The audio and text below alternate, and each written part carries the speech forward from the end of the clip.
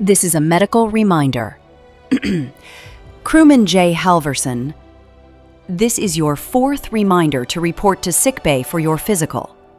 Ignoring Dr. Mary will not make her go away. Engineering notice. Whoever reprogrammed the captain's Minotaur hologram, it has now been spotted charging through Deck 14 shouting, "Ramming speed!" Please retrieve or disable immediately. Security advisory. If you see a billiards table where there should not be a billiards table, do not interact with it. Report it. And for the love of Q, please don't try playing with it. Culinary services update. Good news, cadets! The random replicator error on Deck 9 has been corrected. Spicy Ractigino surprise is no longer explosive, but it may knock your socks off still. Holodeck scheduling. Holodeck 3 remains offline after someone attempted to simulate zero-G billiards with live photon torpedoes. That someone knows who they are. Lost and found. A single Starfleet boot, 3 tricorders, and a Ferengi profit ledger have been recovered. Ownership disputes will be settled carefully with Quartermaster Kron in his office behind a closed blast door. We cannot ensure your safety. Maintenance alert. Jeffries tube access on Deck 11 is temporarily restricted after reports of whispering. Yes, whispering. And strange thumping sounds. Command clarification. A gentle reminder to our lower deck engineering team regarding the ongoing Minotaur hologram shenanigans throughout the ship. The captain is not currently a Minotaur. Any visual evidence to the contrary is either a malfunction or something engineering has cooked up. We kindly ask that you report any such findings to Security Lieutenant Reed for investigation. And if you do encounter it in the halls, run! It will kill you! Trust us. Sickbay has seen this thing scare the blue skin off our Bolian therapist. And trust me, that skin won't go back on easily. Thank you. Morale notice. Game night in the mess hall has been postponed until further notice. No, this is not related to the strange billiard situation that happened in Holodeck 3. We hope. Final reminder. If you are not where you are supposed to be during your duty shifts, security will find you. Eventually.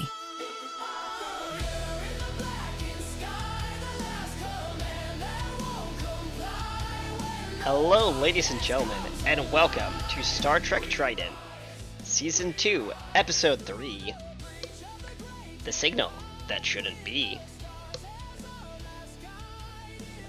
Ruby, I'm getting a weird ping on my radar. Ruby? Whatever it is, I didn't do it.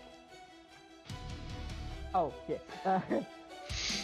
What kind of ping is it? Is that location of that ship we tracked? No, it's something else. It's massive. Massive? Yes, Jody, massive. No! For fuck's sake. You okay? My phone just locked up. I don't know what happened. Do you need a moment? Damn it!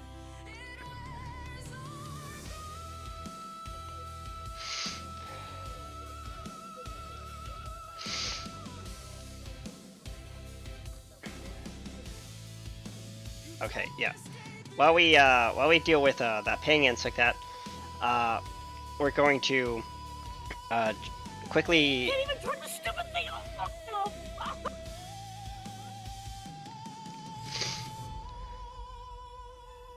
Trish, do you need to step aside?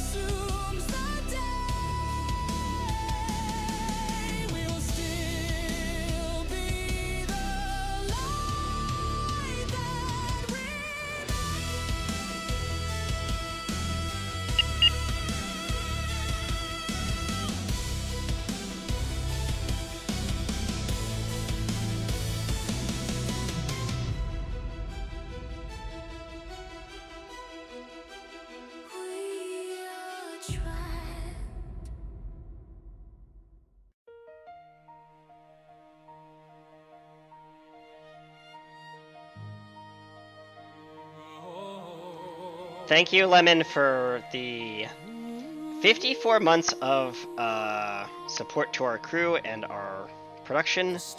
Welcome back and welcome aboard. We're about to start up our next episode. Hope everyone's ready. Today's going to be a very emotional roller coaster of an episode, so I'm going to throw out a couple disclaimers for our audience and our players. There will be some graphic scenes involved. There will be some level of pain encountered with our characters. And there will be a lot of trauma involved. Viewer discretion is advised. If that is okay with everyone, we will continue with this episode.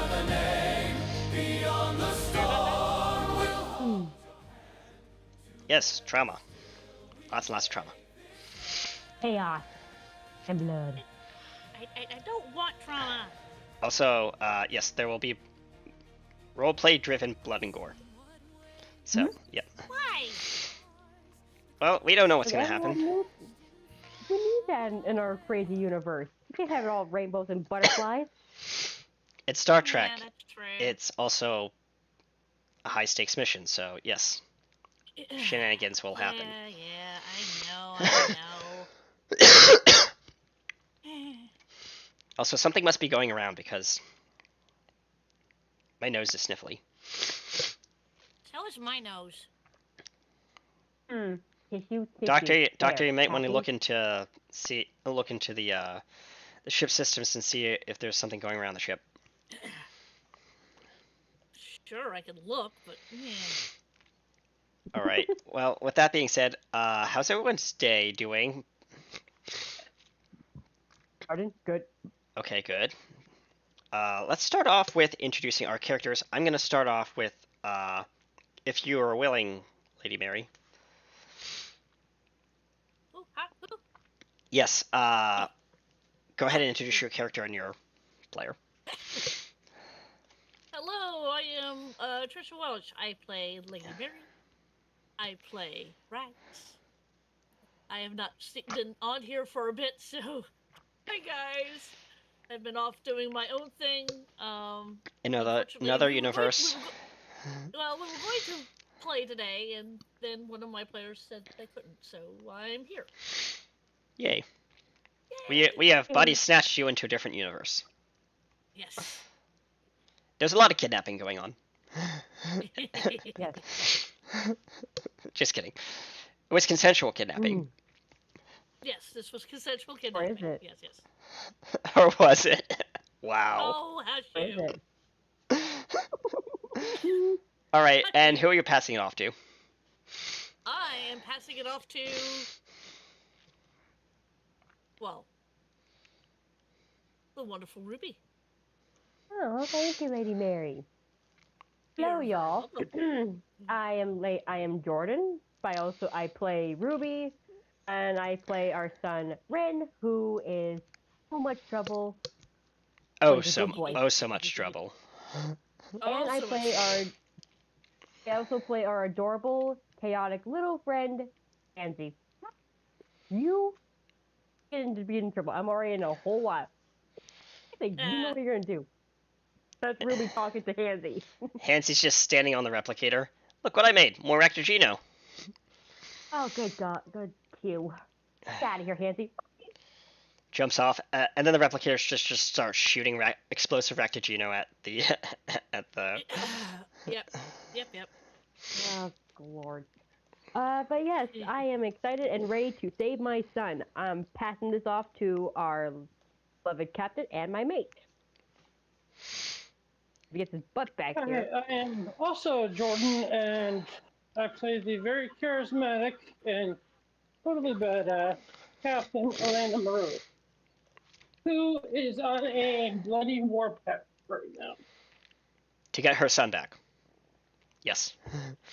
We'll see how that goes. And with that being said, I am PA Kenny USA, aka RT Studios, your production engineer today, your GM, and your omnipotable R. Wink, wink, nod, nod. Who said that? And with that being said, we'll jump into today's opening intro. Please stay tuned, folks.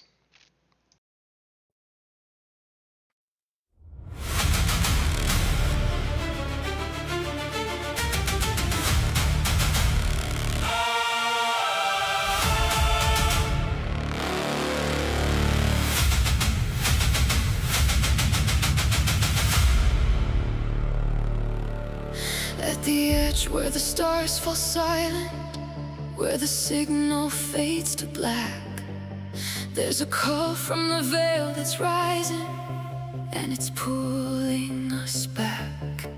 Shadows move through broken stations. Truth is twisted, nothing's clear. Every step into the unknown feeds the chaos, feeds the fear. Feel it crawling through your memory. Feel it bending what is real. Two minds crossing into one now. A truth we were not meant to feel. We dive into the veil tonight. Through the dark we fight the light. Every memory on the line. We won't break, we won't divide. Through the fire, through the pain, through the echoes of your name. We are more than what we've known. We will bring our people home. Black market dreams and silent deals. 1,000 secrets left to rot. The machine hums deep below us, takes everything you've got. Fusing thoughts into a nightmare, blurring lines of who we are. If we lose ourselves inside it, we may never make it far. Hear the voices, are they yours now? Feel the fracture in your soul. Every thought becomes a weapon. Every piece no longer holds. We dive into the veil tonight. Through the dark we fight the light. Every memory on the line. We won't break, we won't divide. Through the fire, through the pain, through the echoes of your name. We are more than what we've known. We will bring our people home. I see your past inside my mind, but I don't know which thoughts are mine. If we fall.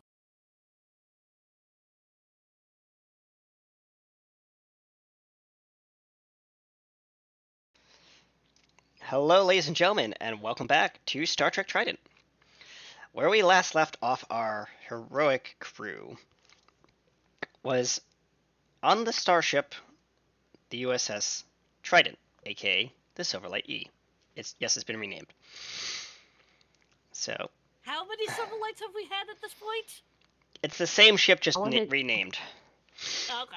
I think Yep. I feel like, I was 6 or like 10 7 times. mission so far. Hush you! Don't make me John, blow. you Don't didn't- don't make me blow up the ship again. Oh god. Because he has done it before. Yes, I have. All right. With that being said, ladies and gentlemen, let's jump into today's game. So, Captain and Ruby, you are sitting next to each other on the bridge, and Aquelis is not on the. Actually, no, they'll be over at engineering. I'm just gonna NPC them because I can. And you are the ship is very busy. It's a very busy, alive ship because you're in hot pursuit at maximum warp, hunting down a stolen shuttle that has what you think may be 4 occupants on board. One of them being your very son, Ren. Yep.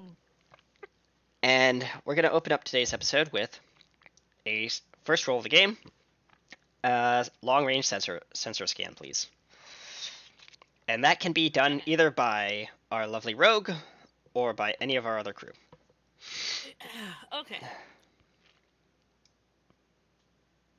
Let me go to this. Let me go to this. Mhm. Let me go to that.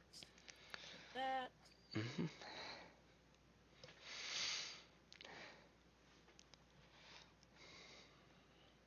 I need to pull up their character sheets. Yeah, yeah. Take your time. Take your time.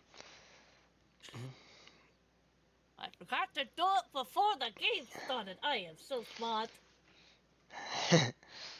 Meanwhile, there's just like a weird character alien creature with black face and green armor walking around. What are you doing here? He poofs out of existence.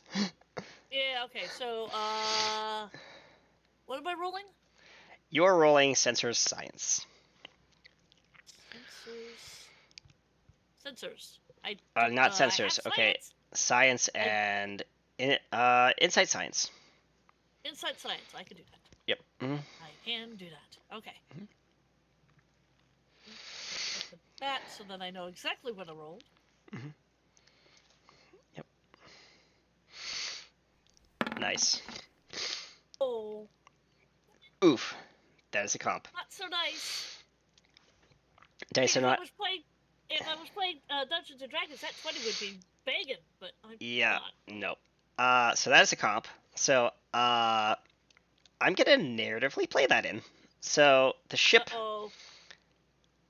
You send out a long-range sensor ping, Mm-hmm. and all you get back is nothing. And then there's a sudden shudder in the ship. Like there's something that ripples through the ship that's weird. Like a shock wave. What the hey-hoo? The ship immediately switches to red alert. Warning. Infection. DT. And the ship goes into gray mode. And prematurely drops out of warp. The ship is now spinning head over heels. Inertial dampeners are offline. Everyone needs to roll me a control security fitness security check, please. Oh, fitness security? Yep. Because Right. remember, inertial dampeners are offline, so you are being thrown around like rag dolls in a washing machine. Okay, so that's both Rags and Everyone. Lady Mary. Everyone. Yeah. Okay. Yep. Well. Okay. Rags is thrown against this barrier and takes. Hang on a second. I've got to distress. I've got to do Lady Mary, so that's the security. Yes, you please. said? Yes. Captain, when you're ready, and Ruby, when you're ready, please roll fitness security.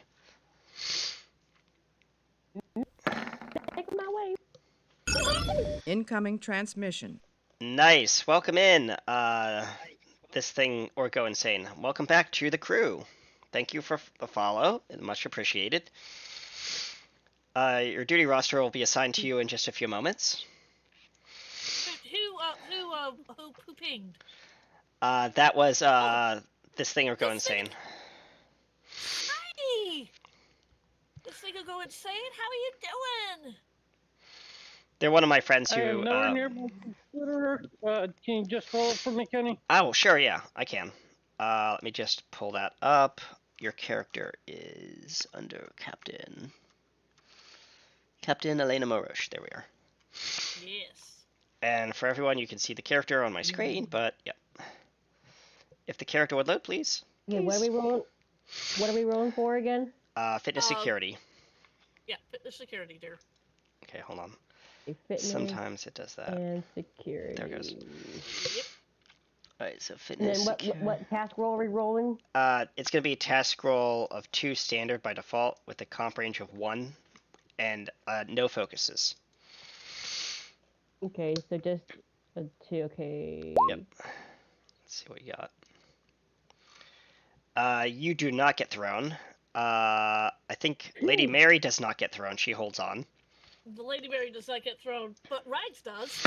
Yeah, let's see what the captain gets. Poor Rags. Oh no! Oh, the captain goes flying. Oh boy. Oh boy. Straight into the Yeah, back I've of the not had wall. very much luck lately. Captain, you're going to take 4 stress. Ouchie. And, Rags, you're only going to take 2 stress. I've marked those on your character tokens as such, with the little red circle at the top when you click on them, so just update your token accordingly. I am. Thank Yep. you. You're welcome. Um, As so the ship okay, so we just click on stops. these two little red, these little gold dots or something. No, you don't need to. You just click on your yeah, the gold dots. Yeah, that's stress. Okay. And I'm just going to mark that away so it's set to 0 so that you don't need to do anything with it. Okay, I just Oh, okay. enter a new value into the box or enter a modification +5. No, don't do any of that. I'm not. I just Hold want on. to try and click on the little thing to change the color. The color of There, this. I'm already. Okay. Cool. Alright. Cool. So, Okay.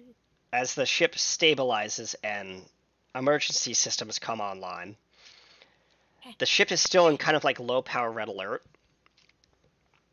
and something hit the ship. As engineering is going to, well, Aquelis is going to roll for engineering, even though he's not an engineer, he's more of a scientist. But we'll see. Hold on, where's Aquelis? The more medical.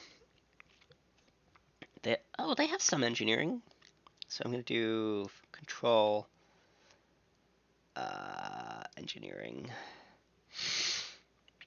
And that's going to be that. What do they have for emergency medicine, composure?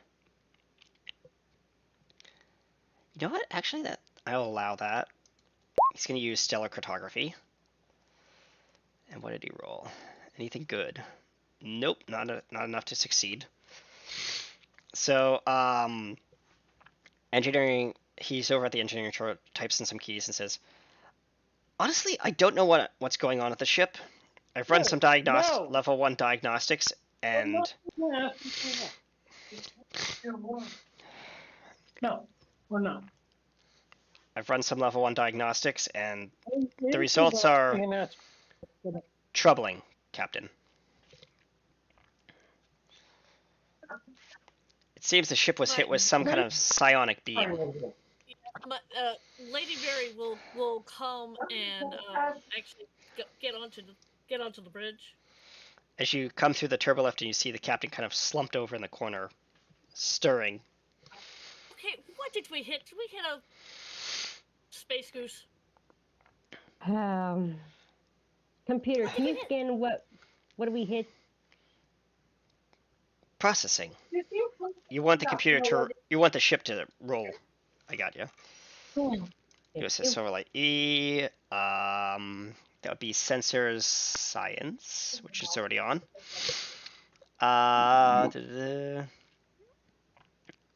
And it's that, so there, and then ship is rolling.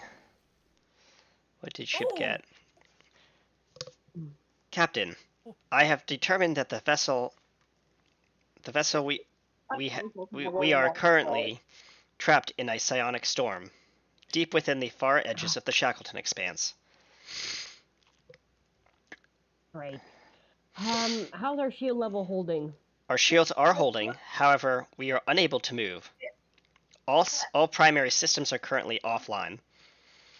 That wasn't me. That wasn't me. All I did was a sensor check. That's all I did. As Rags, you get up and walk back to your seat. Yeah, Rags is just kind of nervously, Yeah. bouncing in her chair.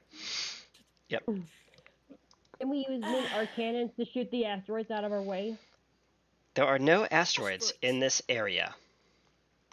You're just looking at the main viewer, and there are absolutely nothing around you. It's just black void, not a single star. It's weird. Where are we? That is a good question.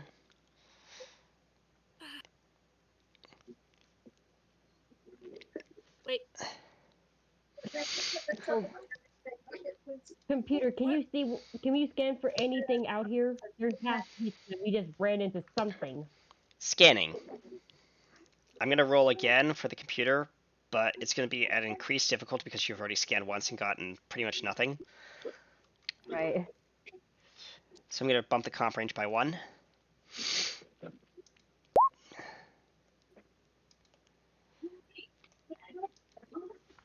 I've detected that this area of subspace is currently folding in on itself,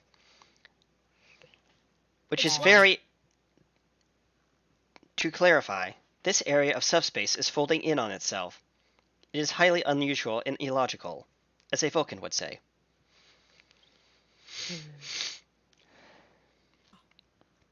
However, I am not detecting any presence of a black hole or aperture of any kind.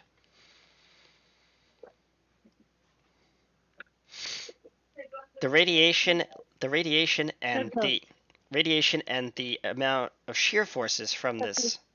Give me a couple of those sanitation whips, please. Jordan, when you're can you mute when you're possible? Thank you. All right. All right. So there's no black hole yet. It's folding in on its shelf. There's a bunch of shear forces being thrown in all directions, causing the ship to be systems and shields and everything going offline. And the ship can't move because the thrusters are impacted by these shear forces. Right.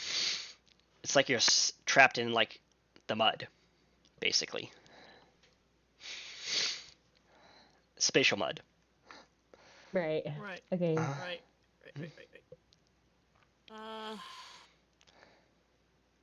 Is there a way that she can sense, like, if that ship that they were tracking still around or somewhere? I can run a long range scan again, if you'd like me to, Right. Commander. Yes. Second. Processing. Run that scan one more time. And since you're scanning for something else, it's not going to be the same comp range. It's going to be going down. Oh, and guys, since you guys arrived early, you guys have 8 momentum on the board. Would you like to use any for the ship? Would you like to use anything for the ship? You'd like to spend momentum for the ship? Yes. How much? Because you have 2 float 3. right now. You want to use 3. Okay, so 1, 2, 3. So that'll bump you to a total of 4 momentum. If you bought 2, you get 1. So yep. Okay. So I'm gonna do 8, 7, 6. So that puts you back to all standard. So you burned your 2 float. And rolling.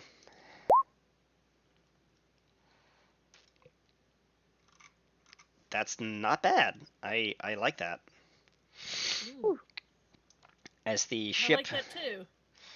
Ship scans and says, "Yes, I have detected on the far edges of my maximum range of long range sensors that indeed there is a vessel that we are tracking that is moving outside of our sensor range, approximately Can we follow it? 5,649 light years, and climbing. Can we follow it still?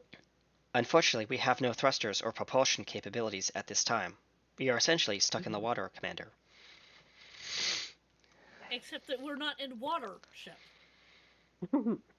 I am very aware of that. It was a metaphor. Is there a way to clean it off or get our engines back online? I am not an engineer. Damn I it, know Jim. that. I'm a ship, not an engineer. Basically the Saying, same. Is there a basic way we can get our engines back up and get back on moving? If you can figure out how to get out of this muck we are in, perhaps. Right. Okay. We have crew members online. Give me hold of the engineer in the lower base. Okay, you want to call out the engineer. So this is where I'm going to do something unique for this episode.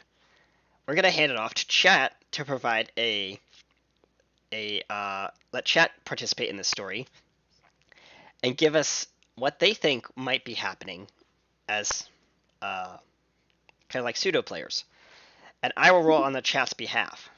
So for chat, if you're still there, Lemon and whoever else, what do you think is going on in the on the ship, given what we are currently doing? And then tell me in chat how many dice you want to roll, and it will be a control engineering check with a difficulty of 2 to start.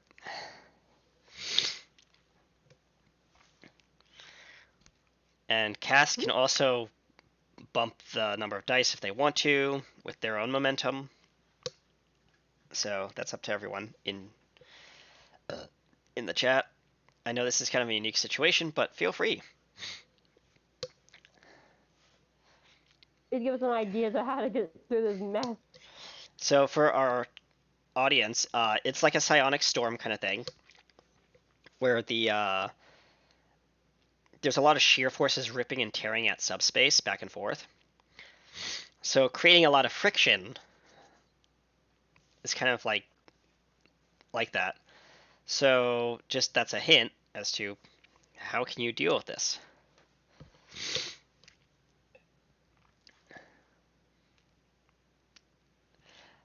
Any ideas? They don't seem to be giving us some ideas. All right. Well, while they are pondering this quandary, we're going to jump over to the stolen shuttle. Uh-oh. Where we have... I don't have a model for Ren right now, which is sad, because I want Ren to be a model. And I do apologize for my nose. Alright, so here's the shuttle. And we're going to just do this. Come on. Okay. Lady Mary, you're not on the shuttle. We already knew that. No. And this... Why would it be on the shuttle? No. Old tokens, sorry. And Rags is also not on the shuttle, although she would like to be on the shuttle. What, Rags? Where's Rags? I didn't see her. She's not on the shuttle, she's on the ship, dear heart. Oh yeah, she's not on the shuttle. Yeah, it's not on the So, shuttle. I'm just gonna use standard VV token to represent our Ren. That is a very small VV. There we go. There we go. And back here there was 777 and 313, but they're no longer on the ship. I'll stop checking chat. What do you? Okay. Interesting. As R walks back here, Ren, you are kind of strapped to like the wall, like on a kind of like with a handcuffs. Mm-hmm. He walks back and says, "We'll be arriving at the Vale momentarily. Perhaps I will transfer you to the bridge so you can take a quick look." Okay. He grabs you, disengage the clamp on the thing, clamps you to him, and escorts you to the bridge. If I can just get the slider to do this slider thing. All right. Well. Rags would say, "Oh dear." Yeah. Mm-hmm. I have to zoom out because it's not letting me do the thing that I want to do. There we go. Zoom in. There we go. So you're on the controls, the bridge. He brings you up here. And he says, and I have the lines for this because I have it saved. Go all the way up to where is it? Ren, you know your lines, right? Oh, okay. Hold on. The cold open. Remember that? Black screen cold open? Yep, I'm pulling it up. I'm working my fingers as fast as I can. Yep. All right. So as the shuttle moves through the the blackness of void. There are no stars out here. It's just black out front. Okay. A low, distorted hum, not quite mechanical, not quite alive. A child's laughter, but reversed. The cockpit is dim. How you? Consoles flicker. Starfleet systems struggling to stay coherent.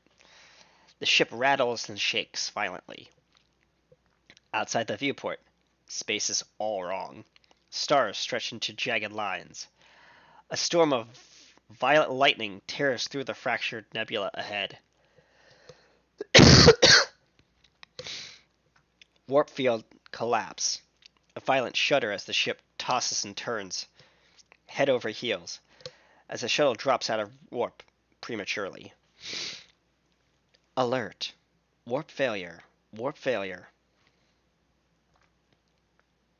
Okay. Your line.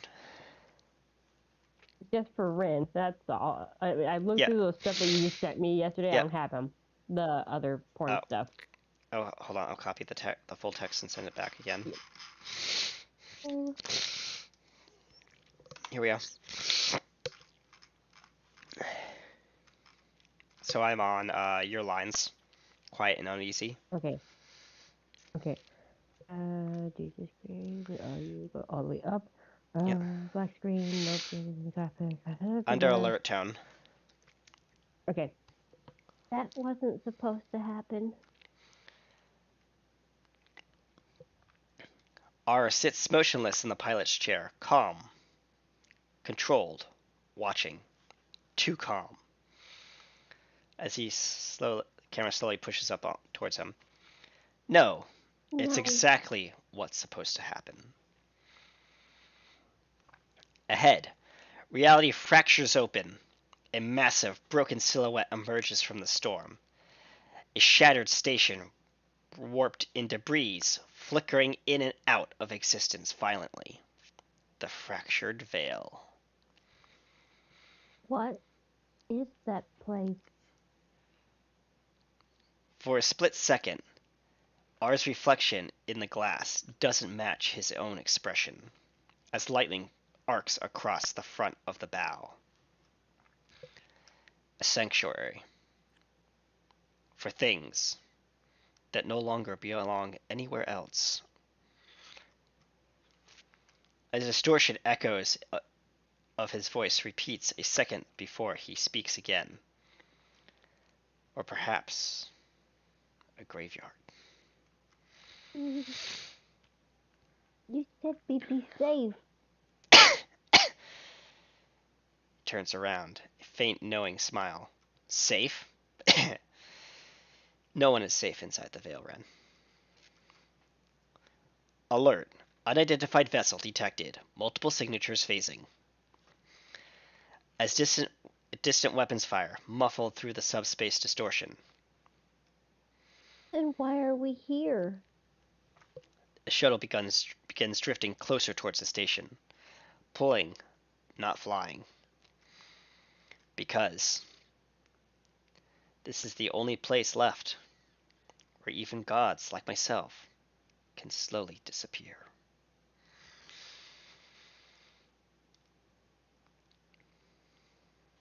As the docking collar clamps violently onto the ship as it docks. And then he powers down the engines. We're here. Follow me. And we cut back to the Silverlight. Okay, I do not like what's going on with the child. Nope. Do not like it. I warned you. I know you warned me, but I do not. Here, I do not like it. I think as a second mother feels like having to have her child get taken away like this is bullshit. Mm-hmm. Look, I can say I don't like it as much as I need to. Yep. Okay, so the captain will get up after being knocked out for a few minutes. Are you going to walk back to your chair or no? Yep. You walk back to your chair, take a seat in it. And I will issue a couple of orders. Which are? A, to use the reflector dish to push off of whatever we're stuck on. And for long-range sensors to try and map a route through the storm. Alright, that is going to be two separate roles. Ruby, if you would like to assist with one of them, you may. The first role is going to be a daring engineering check. Ooh. The second, the first role is daring engineering, which is going to be a difficulty 3. The second role is going to be a control science check. Yeah. Difficulty of 2. I did for daring and engineering level 3. That is enough to succeed at cost. Ooh. So the ship starts Rescued. violently shaking as it's trying to strain itself out of this spatial muck. Warning: hull integrity compromised. Warning: hull integrity compromised. Structural integrity on deck 14, 15, 16, failing. Sealing bulkheads to decks 14, 13, and 15. Hull breach detected on deck 12.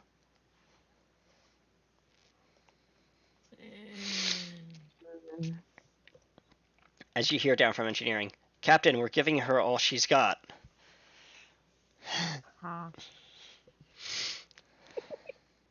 She's barely holding herself together down here. Anything we can do?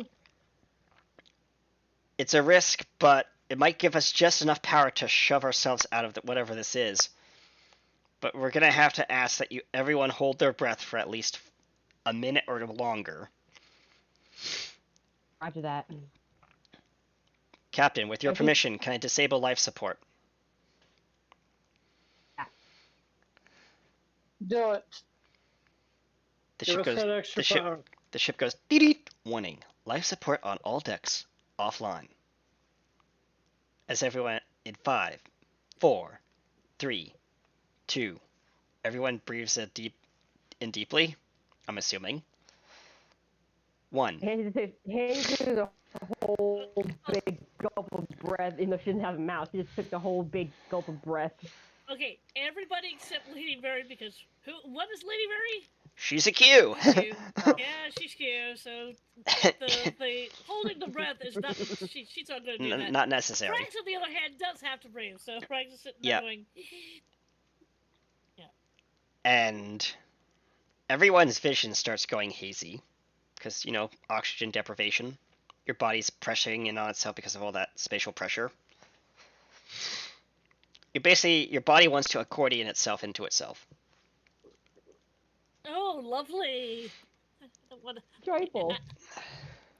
No. Or as my friend likes to say in Star Citizen, because we've seen pictures of this in Star Citizen, I will not post them in the chat. We've seen an avatar scrungulate into itself. And trust me, it's a horror show. Yeah. Lady Mary will stride up to Float her up captain. Float up. Well, Float up to her captain. No, she's striding. She is a god. She can stay on the ground. Yeah, you're right. I was giving you that option. No, Rags is having a fun time doing the floating thing. She's floating and she's doing this. Yeah, she's having a ball.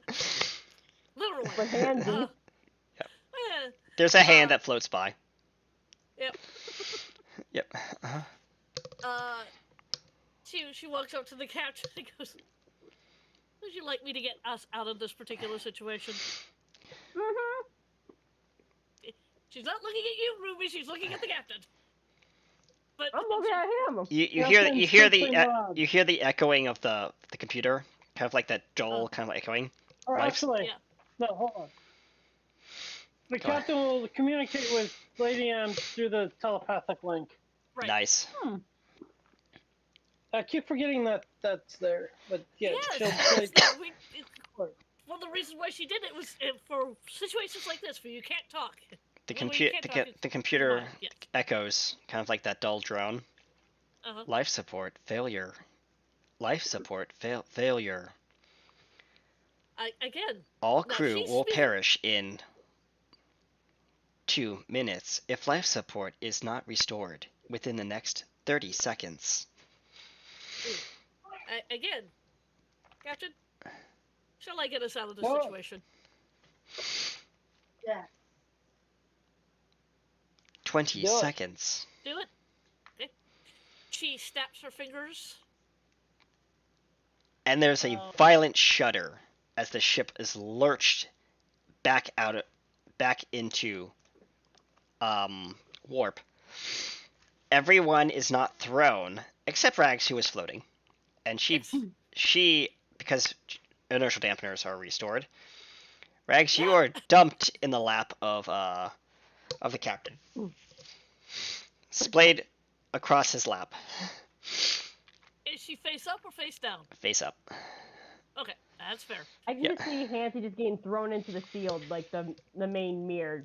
Oh, like old she's cartoon stuff. thrown into the main viewer, and the main viewer cracks. There's like a crack on the main viewer. Captain will simply give Rags a hug. Hey. Life support I'm restored. Main power online. As the lights go. I go and grab Hansi and try and have someone fix the bloody where she landed. Yeah. Rags kind of looks up to the captain. Thank you for the hug. It was fun floating there for a while. Nope. She scrambles out of the captain's lap. After the hug. After the hug. The computer beeps urgently. Warning: proximity alert. Proximity alert. Now what? You look outside the cracked main viewer. There's nothing ahead of you. And then a distortion like a ripple across time and space. Crackling of lightning. I can see. Okay, crackling of lightning as an aperture-like wormhole opens. It's purple and like dark and distorted. And behind it is a nebula, and you're heading straight for the eye of the storm. Straight in. Go ahead. Okay, where is this going? Computer says, unknown. Attempting to chart.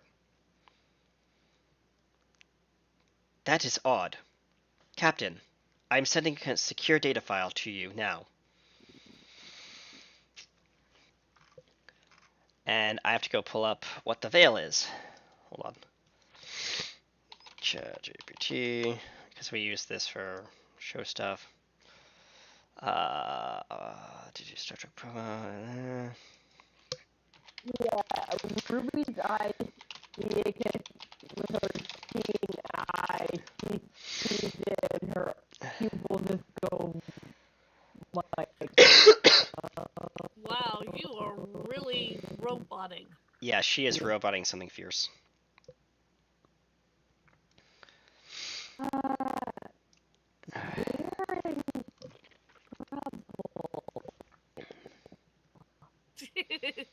Yes, lots of trouble.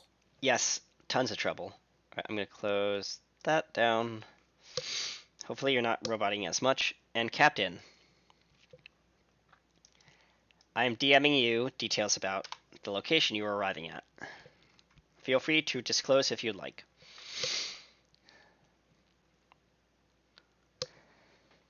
Okay, I'll provide a copy to my second in command as well. Alright, whoever wants to read it for the rest of the crew is up to you.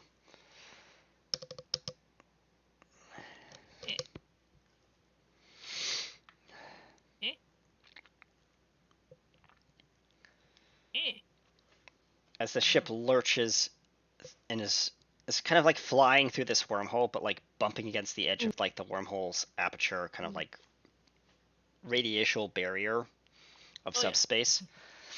So, to give context, if anyone's ever played Star Citizen and you've flown through a wormhole and have to bump against the edge of it, you know exactly what I'm talking about. Those things are annoying. Okay, it's still gonna be. As there's these little kind of like bridges that like are like subspace manifolds that connect time and space, and they're interchangingly like blocking your path, and you have to duck and weave and fly through them. Is it all similar to the Nexus? Uh Which not is essentially a star in space as well. not the Nexus. More chaotic. Okay. So think of it like flying through, and I'm gonna use this word cautiously. Try to fly through the sphincter of the galaxy. Yes, Ooh. the So- galactic so butthole, the galactic butthole of the Basically universe. Basically, the giant space mine we're flying into. Yep. Kinda. Yeah. Great. All right. Oh, good lord. Who wants to read what they see appearing up ahead at the very end of the tunnel? I haven't got my stuff yet from my captain yet. Okay, I'll just paste it to you. Boop. Enjoy.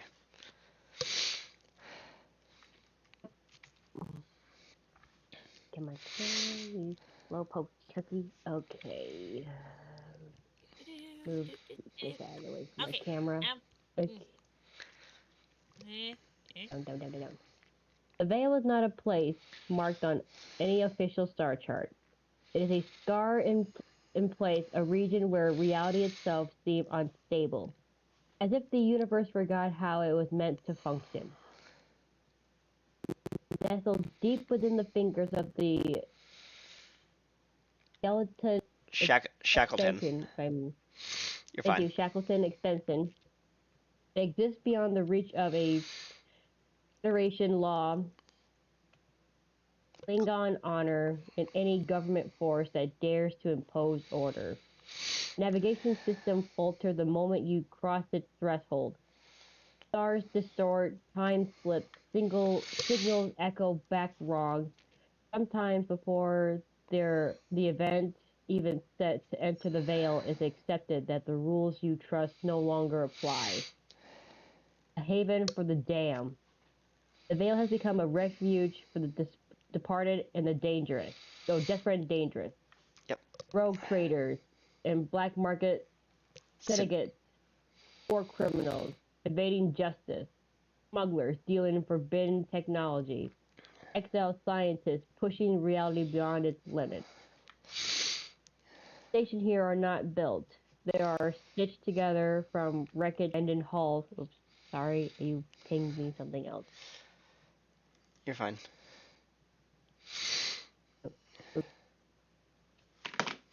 Okay. Okay. The wreckage of abandoned halls and stolen parts. Neon lit carrier corridors hum with legal trade deals and the ever of violence, shadowed secret deal lost. The mind-breaking point. What makes the Veil truly terrifying is just its lawlessness. It is what it is, says the mind. Prolonged expenditure can cause memory bleed, identity disorder, hallucinations that feel more real than reality, temporal echoes, seeing events that haven't happened or already have, and psychological collapse. Some believe it was alive, others say it's the reduce of an ancient force older than the continuum itself. Whatever the truth is, it watches, it whispers, and it changes you. Oof. Creepy. Uh-huh. The heart of the forbidden power, deep within the Veil, lies the true danger. Technology that should never existed. Device like the illegal mind meld fusion machine thrive here. Machines capable of merging consciousness fracturing ideas and unlocking memories buried across self in the veil, such that aren't hidden, their currency. Enter at your own risk. For those who venture into the veil, one truth becomes clear. You don't just travel through the veil travels through you. And once it does, you may never leave the person you were before. I'm getting goose reading all that. I don't like it. As up ahead, Lady also doesn't like it. as you exit this wormhole, the ship comes to a sudden stop. As it's like just like in front of the at the edge of the wormhole, and the wormhole behind you goes and closes behind you. But yes, you are receiving numerous sensor echo pings, like echoing pings of ships nearby, and then you hear warning, collision alert. As the ship shuttles, as the ship shudders again, and off your port beam, which is basically your left side of your ship, equal distant to the side of the ship, middle section, a massive freighter just appears and then disappears as it collides with you. Warning, structural integrity on decks 8, 7, and 6 compromised. Diverting auxiliary power to shields. Oh. As you hear crackling over the comm, hey, watch it! Keep it moving! Don't sit around. This is the guy of the freighter. Get those engineers down there and fix the problem. We gotta find a spot to move hide our ship. As you hear another comm crackle. Didn't know Starfleet was so didn't know Starfleet would be here. What are you doing here, Starfleet? Crackles over the comm. Get lost. We gotta find a spot, hide and not being. Hang on. Who's speaking? A bunch of freighter pilots for illegal shipments. Out of your business. Starfleet doesn't belong. Starfleet doesn't belong here. Get lost. Technically don't. Now hang on a second.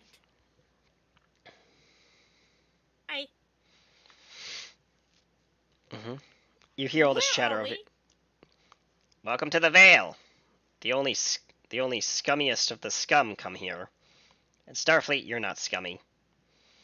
Whatever you're doing here. We can become scummy.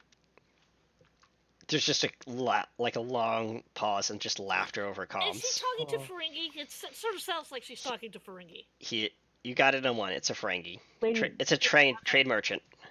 He says, "Now you hit my ship, so therefore you got to pay me for the damages dealt to my ship. You're in the way." As we suddenly came here.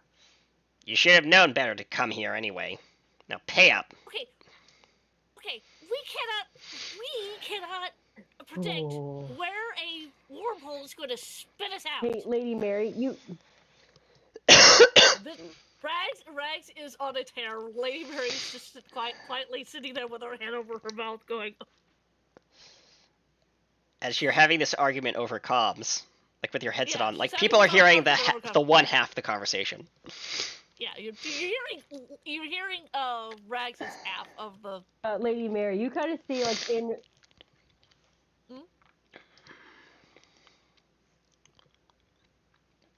Okay, I didn't hear the rest of that. Yep. Well, while that's happening, I've made my bag back. The Ferengi. Say this as Lady Mary, you should see that. Sorry, I mean like. It's not. Huh? Your mic is dying. Yeah, Ruby. Okay, can you guys hear? Sorta on and off. Yeah, sort of floating off. Okay. And you're a real robot too. Oh, great. I'll say this as Lady Mary, as you can see in Ruby's like fingers, you can see that she is just getting all boiled up, and hearing all these comments from everyone around her just talking. She finally snaps like, "Enough! I'm here to deal with your illegal bullshit right now. I am looking up here came out here. He has something that is precious to me, and if none of you get in my way, I will make sure your lives will end up in space prison for eternity. Roll me an intimidation check, please. Roll me a command presence with a difficulty of 4 reduced to 3. Okay, Rags hears this because of course this is going through roll comms. assist that. Yeah, Rags hears this because of course this is going through comms, and Rags Yep. kind of turns around and looks at Ruby. Down, girl. Oh, please roll. Yes, please roll. What am I rolling? You're rolling to assist with a daring presence command. Daring presence or command presence. Actually, yeah, command presence. That would be.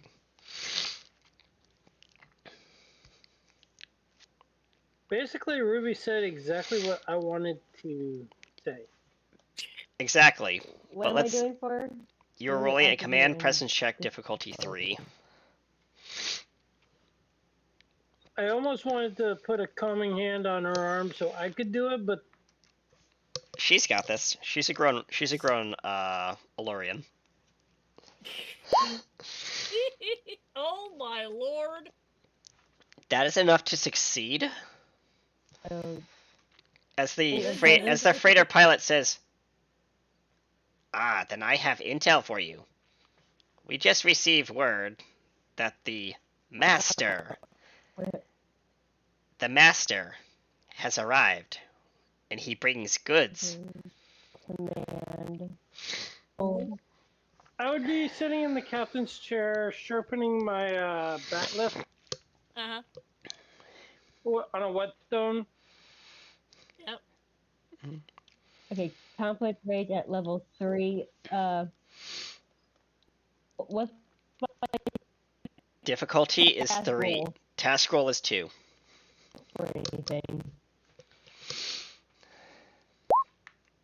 That's still enough to succeed. So I'm gonna give you the information. So So as the comms crackle, the Ferengi on the line says, "Fine, I'll give you the information as long as you're willing to pay to repair my ship. In payment, out of character, he will take 2 momentum off your momentum track in exchange for that information." So you guys are at, I think you guys already used 1, so your guys are at 5. So you guys are gonna go down to 3 Did I momentum. even roll for anything? I give an order, and all of a sudden, a big pile I of don't think I did. gold-pressed platinum appears before the Ferengi. I don't want your cruddy latinum. I want you to fix my ship. Okay. So Now, if you're and so narratively, yes, you're paying for the repair of the ship, which he's okay with. But I'm also going to take the 2 momentum off the board. That's fine. Okay. I'm paying him for the supplies to fix the ship. Yep. He backs off. The ship backs off, and he says, "Follow me into the Veil, and watch where you're flying. Stay close." And it's not just any gold-pressed platinum, it's your premium. payment is your life gold-pressed. and not Yeah. being sent to prison. Yeah. He says as he cuts comms. He hangs up on you. As you see a tow, and this is the weird thing. Instead of a tractor beam, a giant chain, a giant chain lashes out from the back of his ship and clamps onto your hull. He is going to tow you in. As your ship begins bobbing and weaving pretty erratically through the mess of like various ships phasing in and out. Freighters, smuggler craft, dreadnoughts. You see a Borg cube parked here. It's pretty intense. Like, this place is for the scummiest of the scum. Okay. As your ship pulls up to a docking collar, and the docking collar violently clamps onto your ship's hull. As the comms come back over, "Welcome to the Veil. Don't get too excited. This place isn't for the meek. Have fun." As he hangs up. And then he comes back and says, "Oh, and don't get into trouble here. If you do, well, you might not come out ever. Remember, the warden is watching." I want. He clicks. He clicks off. The weapon.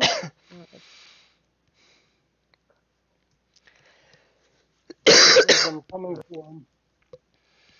Meanwhile, on the shuttle, Right. Pardon? Meanwhile, back at the motel. meanwhile back at the shuttle, Might be. well, not the shuttle, but like in the station, you are walking around the station. And I don't have the station currently, so that's gonna. Oh wait, no, I can't. I could use that. No. No, I'm not gonna use that. Okay. So I don't have a model for the station currently, so we're just gonna wing it. But yeah, you come into this Ren and R, well, Red being dragged by R through the station. He has dressed you up in kind of like a cloak outfit and stripped you of like your Starfleet gear. And he says, "Follow me. Don't say anything. Keep your head down if you want to stay alive." Okay. As he brings you through the crowded corridors of and busy shopping districts of multiple different levels of the station. There are people selling illegal weapons, illegal ship modifications. You see some Borg tech being exchanged. You see a bunch of Ferengis trying to sell stolen Starfleet tech. And they have a profit ledger up for an auction going on over in the corner somewhere. Like this is not the worst of it. Up ahead, you hear shouting, and Ren, you see it. There is a boxing arena in the center of the town square, and it looks like a kind of like a geodesic dome, kind of like a who here seen the game show the sphere or whatever. Yeah. That I've seen a bit of it. Yeah. The sphere or the crystal sphere or whatever. Well, there's that, but instead of a crystal, it's shields, and there are people there are about 6 people inside just shooting it out with disruptor rifles, going left, right, and center, and jumping around and dodging. And there are people placing bets on a holographic monitor for who will win the fight.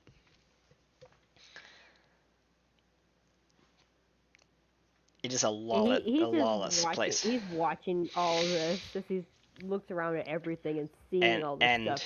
And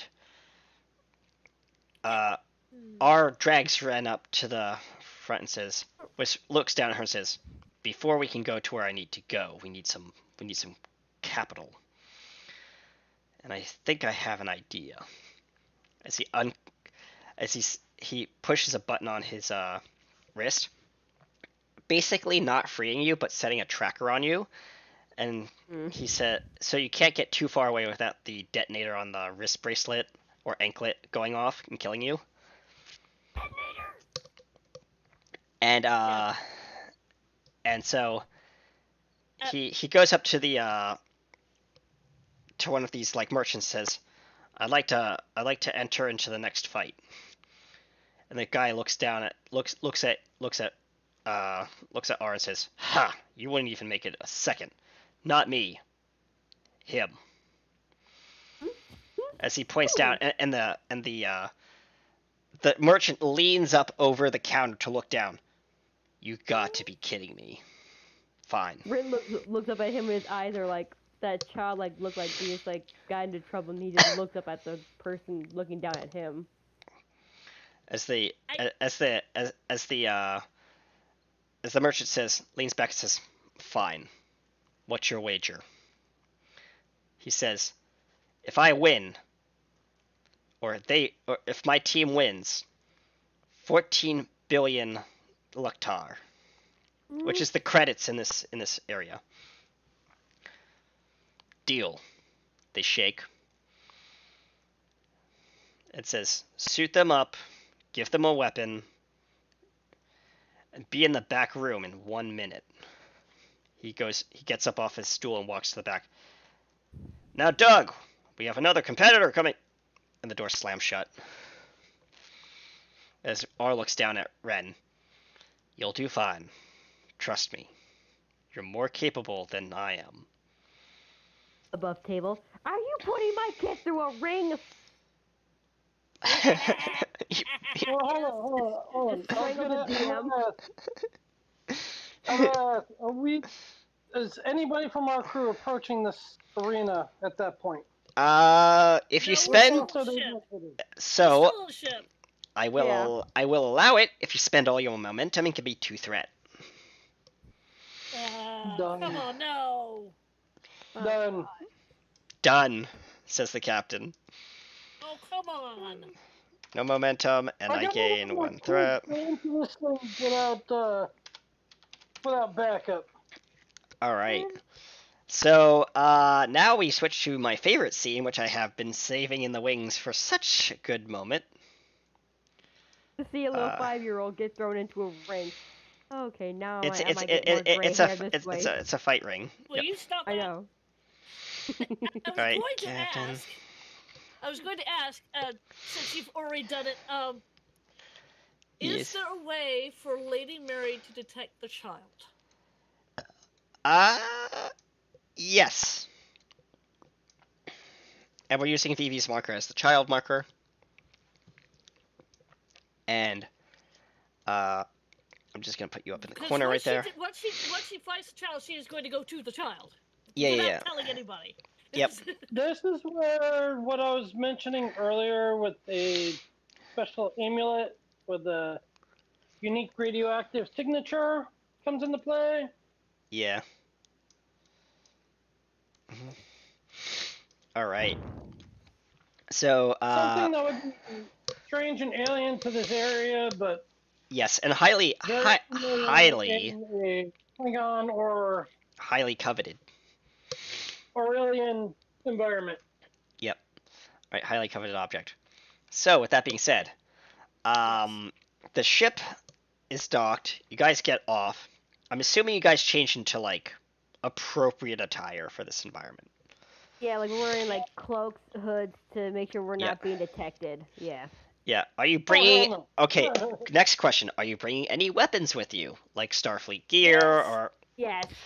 Okay, that means I'm going to increase the comp range for all tasks by 1, because you're bringing in firearms. My batleth and full Klingon regalia, battle regalia. Okay, fair. Oh, that means business right now. Alright, as I you have a walk... surprise. I'm not gonna tell right now. I'm gonna have a surprise when we get to the ring. I have a total surprise that you're gonna love, Cap. Okay, well, as you guys make your way through the busy quarters, keep in mind, you're on a lower deck. So you're more in, like, the trade area... Not the trade area, but more like the habitation deck. Mm-hmm. And... Right. You see, like, people down on their luck. Like, the poorest of the poor are down here, living off of, like, the scraps. As you see someone, as you walk by with your cloak brushes on Lady Mary, your cloak brushes on a box, a very tattered, like, not even a cardboard box, but like a little metal box, and a little rat scurries out. A man grabs it by the tail, picks it up as it's squirming. Full chomp down, biting it alive and just eating it like full raw while it's still squirming. Right. And then he spits out the bones and looks up at you. Keep it moving. As we're walking through this area, I will through the telepathic link, I will let Lady Mary know what to look for. Up ahead, you see the massive elevator shaft. And this is built into kind of like an asteroid station, but also like cobbled like various destroyed ships and stuff like that put together to build the station. So they took a stolen turbolift from a old Starfleet vessel, and they've kind of cobbled it together into a massive turbolift network to move throughout this station. Yeah. And there's a small little Ferengi who operates these elevators for a price. Obviously. As he looks up and says, "Where to?" As he holds out his... Is it the next floor up? I'm trying to Looks like you haven't been from around here. Where are you headed? Battle arena. The battle arena. Some pretty intense fights go on up there. Are you sure? Yeah. You want to see some exciting fights. All of a sudden, Your funeral. blade flashes and a blade is now pressed up against the Ferengi's throat. Whoa. No need for violence right now. He holds out his hand. I can take you there, if you're willing to pay. I put my hand on the captain's shoulder and whisper in her ear, "Son, I know we're on a rush, but we have to play this cool. We can't let them know we're here. Just pay him up Lady, and he'll..." Lady Mary, yeah, while you're having this conversation, Lady Mary will lean down to the Ferengi. It's a Ferengi, right? Yeah, for a short, stubby Ferengi. She leans down to the Ferengi. How much? She is giving nothing away. She's very pissed off. She has the resting bitch face. Oh, only 420 latinum. She pulls out the money. Oh, no, ma'am. Not strips. Full bars, please. She narrows her eyes. Really? I'd have it teleported to us right then and there. There's a large clunk at the Ferengi's feet. Lady Mary kind of goes, really? Just lowers her voice, looks right at him. Like, Oh no! This teleports on top of his head. Ooh. Oh, you want to do NPC damage? Okay. I'm gonna increase my threat pool by 1. Let's He just say, he looks at you. He's on a warpath. He gets up out of like after you see the bolt. He's not the only one on a warpath. He gets up and sees the bump on it. You see the bump on his lobes, and he says, "You're gonna pay for that extra." As he points to the back of the as he points to the back of the, as he points to the back bag of platinum in his face. as he grabs it, catching it, and he says, as he points with his stubby finger to the back of the elevator and says, "Get on." As other people are boarding, as he puts the bag off to the side, hops up on top of the bag, and pushes a couple buttons on the turbolift controls and says, "Next stop, battle arena." As the iron door kind of closes with a grate, kind of like slamming shut, and there's a loud shudder as the entire turbolift kind of like declamps from its docking sequencers, and then it just violently drops like a drop ride.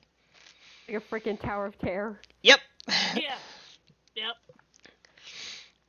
And like the Tower of Terror, it stops violently, and then jerks up a little bit of an inch, and then stops again. Oh.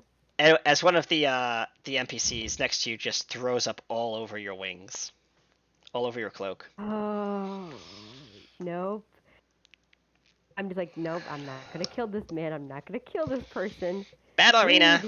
As he pulls a crank and the cage grating goes clink clink clink clink clink clink clink up. Now get off my lift. As she gestures for the exit. I take the captain and Lady Mary's hands and just gently walk us off the thing. Yeah, you're the one of reason here between two people who are on the warpath. Up ahead, you see kind of like if like Cyberpunk met like Slumville, of like the scummiest of the scum. There's like a holographic like alien language like projection up in the sky with a giant orb. It says, "Ladies and obviously like translated languages." Mm-hmm. Right. "Ladies and gentlemen, In just a few moments, the battle of the century will begin. 6 will be pitted against 1, and it will be a fight to the death. The stakes are high. Come to the battle orb and watch the blood spray. I hear that. And I look. Our at the 2 captain contestants for today are, as flashing up on the screen is, are the deep from the, actually no, back it up. Deep from the time itself, before the world even knew its name, comes the team from a galaxy far, far away. But this time, they bring a treasure, a little one who is capable of so much more. Please welcome to the arena, Mr. Ren. I don't remember what we gave them last name. I don't think we did. Please welcome to the arena, Ren, the Skyhawk. Facing off against Ren will be a team of 6 from the deepest trenches of the galaxy, the murkiest of the pits of Morlock, the scummiest of the scum. These tricksters don't pull any punches, folks. Please welcome to the arena, the Killer 6.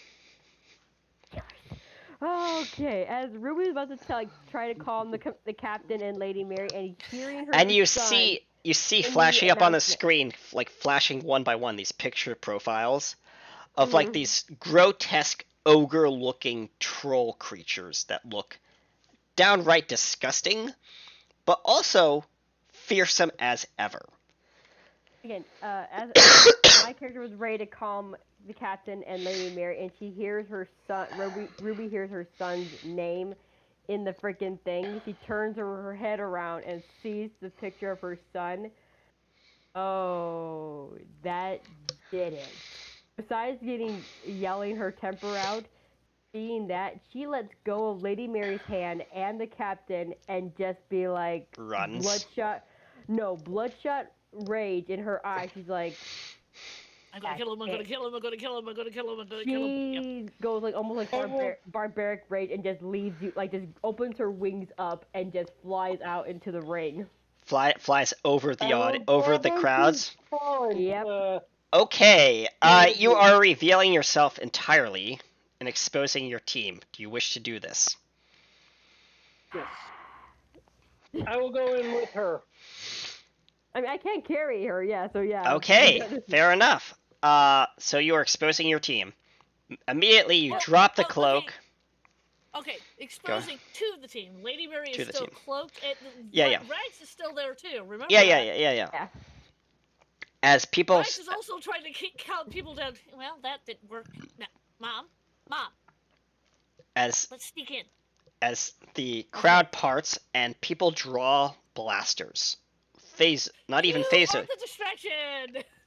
Blasters, not even phasers, blasters, disruptors, and all sorts of illegal weaponry that I will not go into because it will kill you. One shot, one tap. Right. Yep. And, yeah, now you're going to have to dodge blaster fire. I'm going to roll a bunch of D10s. 6 to be exact. Oh dear. Oh, fuck. Oh dear. If any of them land on a 5 or higher, you take that damage. As stress damage. Remember, if you get over three combined total of 10 stress damage, so 30 damage of stress, you are knocked prone and are down for the count. Are we ready? No. I have a total of 4 stress right now, so hold on, I'm trying to see if I can come up a way. Can I use my aerial combat to like try and maybe avoid all the... Yes, the I'll let you gunfire? reduce the damage of 2 dice, but to 0. Okay. Are we ready? I'm also going to be running using my survival. You're running through the Yes. crowds. Okay, so you're going to reduce the cost by 1 full dice if it hits. Still 6 dice are coming at you guys. 3, 2, 1. Open roll. Ouch. Oh dear. Oh, I can't even see that. Oh, it's okay. You guys take there's a 7, there's a 10, there's a 5. So you guys are gonna take 17 plus 5 total damage. But you got 21, 23. 23 damage, but you can shrug off the 10 or the 7. For the captain, you can all shrug off the 10. So Meaning the blast will glance off my armor and ricochet into a stall where it bounces around a bunch of stolen parts, bounces back out into the crowd, and hits a poor NPC woman who immediately gets vaporized into atomized particles and no longer exists. As lights flood the street or this marketplace. Unauthorized combat detected. Killing civilians in this area will result in an immediate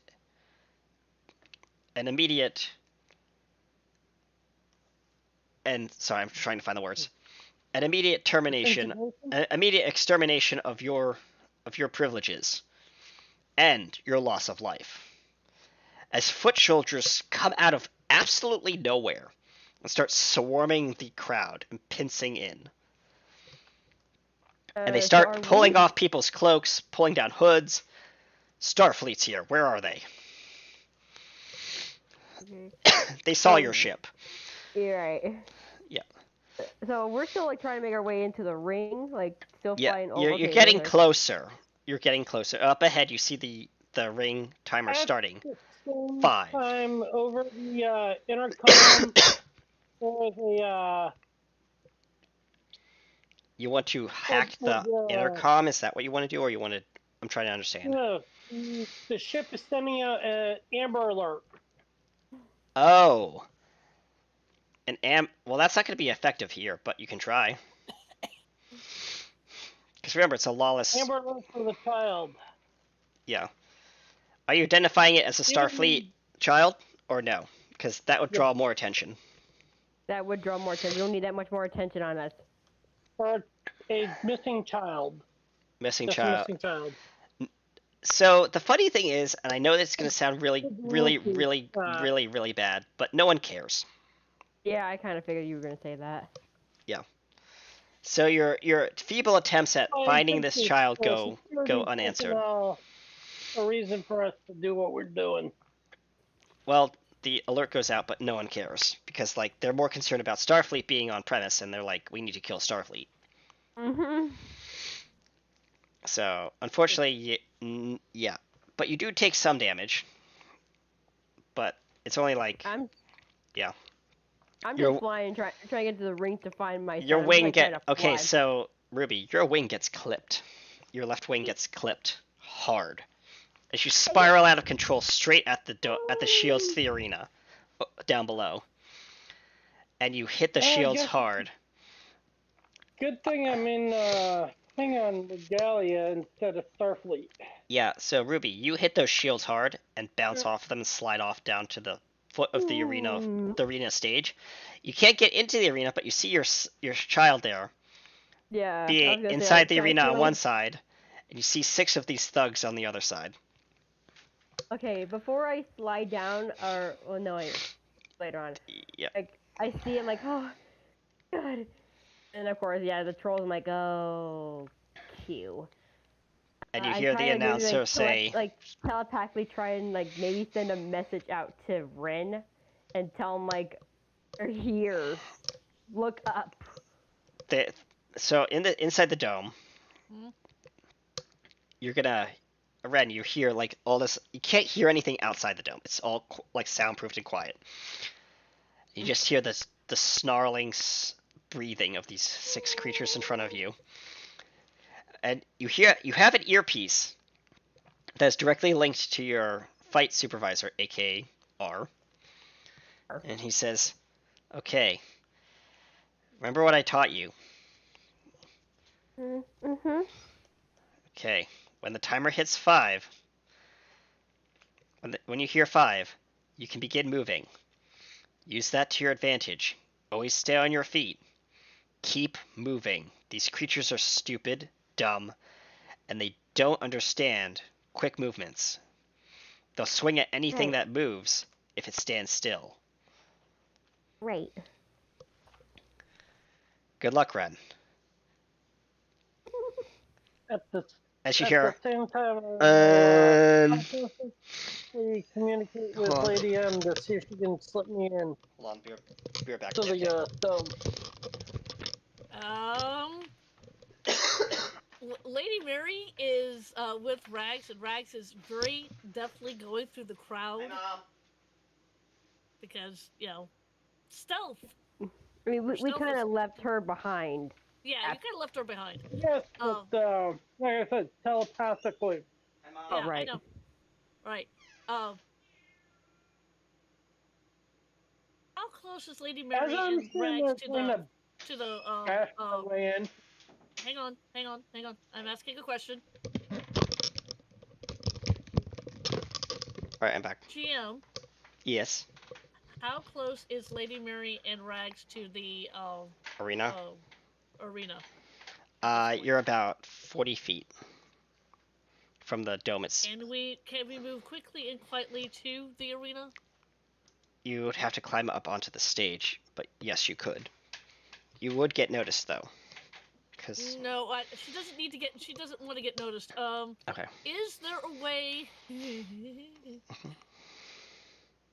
Lady Mary's gonna do this.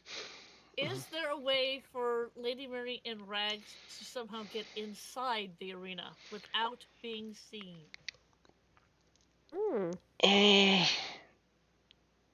Transporting is not allowed, so that's no. I'm just reading all the specs that I have for the arena. Okay. Keep in mind that Lady Mary is a goddess. That is There's one a lot of- loophole that would work, but it would expose you to being in the arena and add you to the fight roster. can she send either me or Ruby in? Okay. That's up to you guys. Hang on a second. Can Lady Mary send Rags in without too much trouble? If you're willing to risk Rags' life, yes. Rags will do anything to help a 5-year-old child. Okay. I will. And Lady Mary is trying very hard not to get noticed. Okay. As soon as she gets noticed, she's going to go full Q and probably kill people. And she really doesn't want to do that right now. Yeah. All right. These people don't deserve it. Yeah. These people don't deserve it. I'm not saying anything about R. Yeah. These He people totally deserves it. Yeah. All right. Well, Totally in that deserves it. case, I will allow that.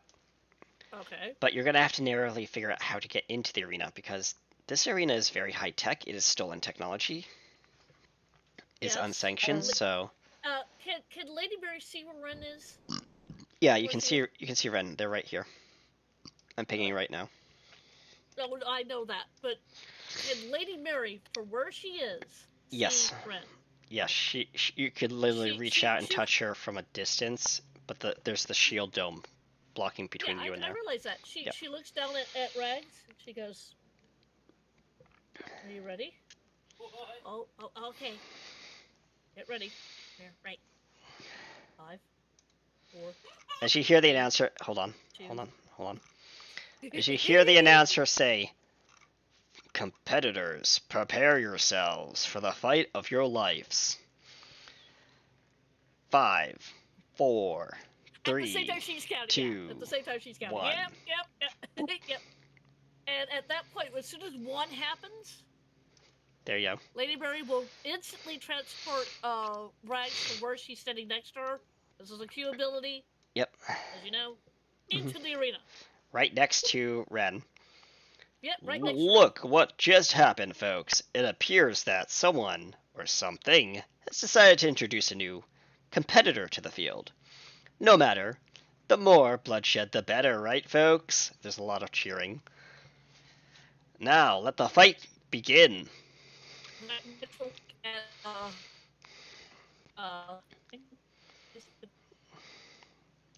As these creatures start charging towards Ren. yeah, you know, thank you. Calm down.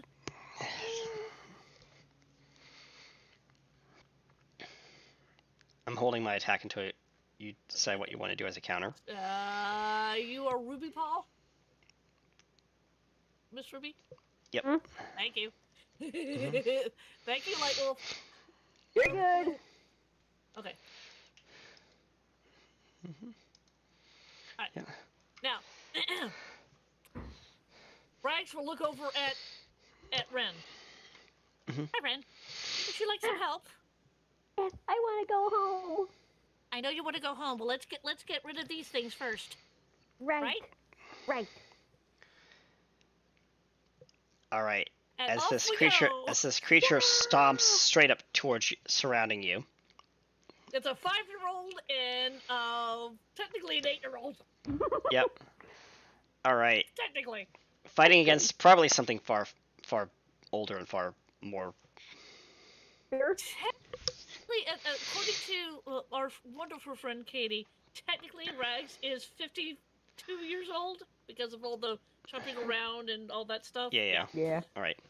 But she still looks like she's 8 because no time has passed for Rags. Yes.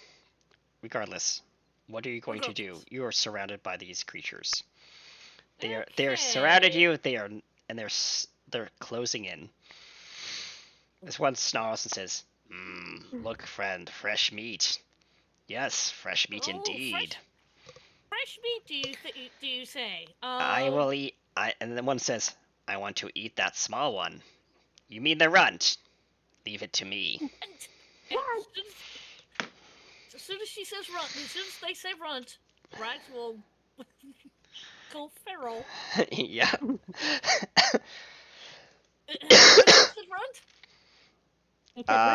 Hold on. Let me clone this entity 6 times. Hold on. I think both Rin Wait. and your son Mary will both heard the word say runt. They both go crazy at each other. Hold on. I have to create 6 more tokens. Dear, you're duplicating Yes, these are the bad guys. Ren. Oh, okay. Oh. I'm using Ren as Okay. this token. See. Yeah. Okay, got it. Yeah. Got it. All right. Oh, I got need it. one more because there's 6 of them. Oopsie. Yeah. So which one of these lovely? I will mark creatures it said for you. runt? Huh? I'll mark it for you with a red mark dot. it. Okay. There's your red dot indicator. Did it light up? I do not see the red. Oh, hold on. Yeah, I don't see red no. dot. Okay, hold on. How do I do the... Okay, I'll do the lock icon then. It should be this one right here. I might just add a little bit of a glow. I'll make him bigger. Yeah. All right. That's the boss one.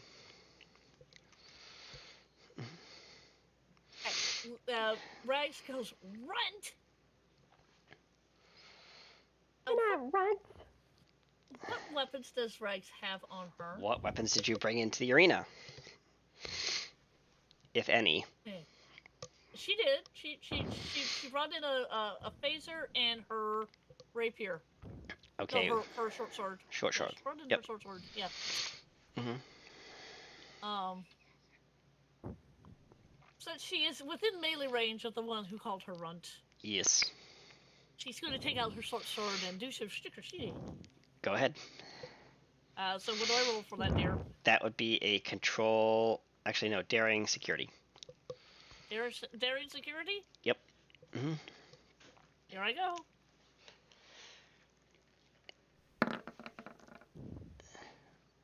He dodges out of the way. And it's like shimmer effect.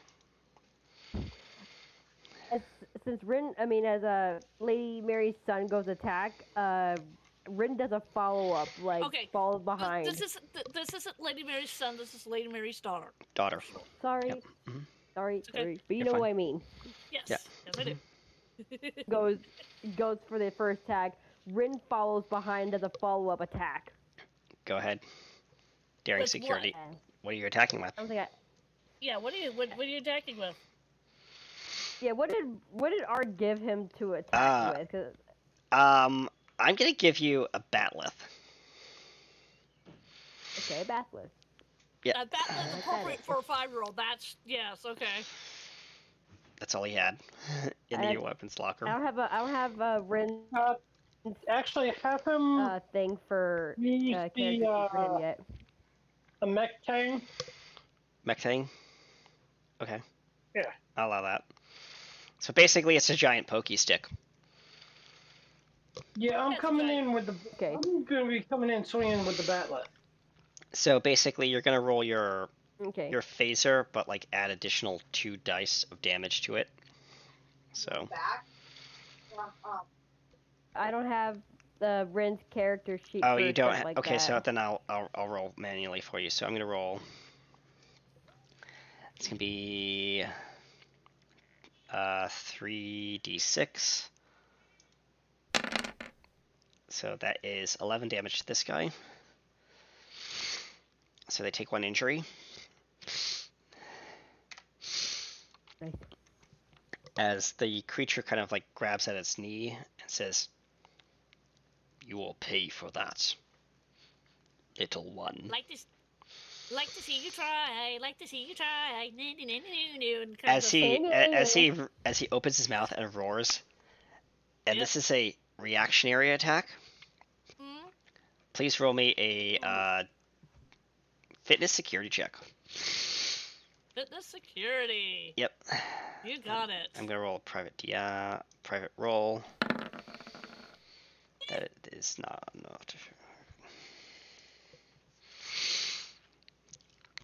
Fitness security. Okay, so that is not enough. So I do hit you as this shockwave of energy, and I get to use this finally, which is a kind of like a.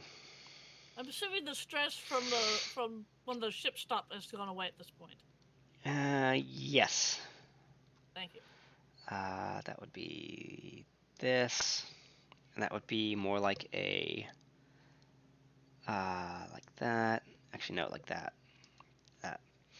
As this creature breathes out from its mouth an energy wave of pure acid. Hmm. You get hit, taking 2 stress, both of you, because you were in the hit range. Okay, so I'll back up to 2 stress. Okay. Yep. All right. Your turn. Rex goes, man. Oh, now that was mean. As Toad face. these ones start circling you. Mhm.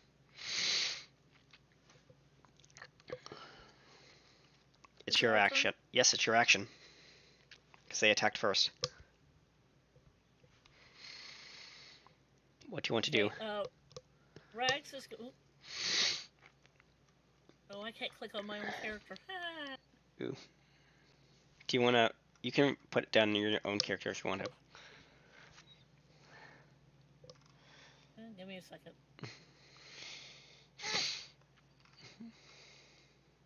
I have my. Mm-hmm. I have my.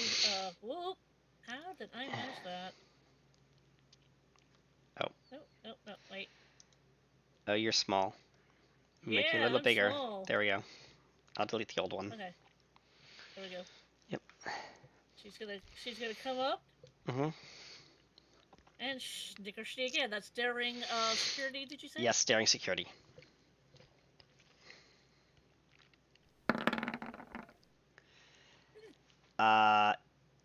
Just enough to hit, so you do minor damage. So that's only 1 stress to him. Okay. It seems, and I'll give you some little intel. Mm. His hide is pretty tough. Okay. Yep. Is the 5-year-old now going to do a follow-up attack? Please. Yes. You feel a strange energy surge through you. Who? Ren. Okay. Like something within you has awoken. As your hands start to Ooh. glow, a weird kind of glowing energy. Hold on, let me just pull this up. Where's it glow?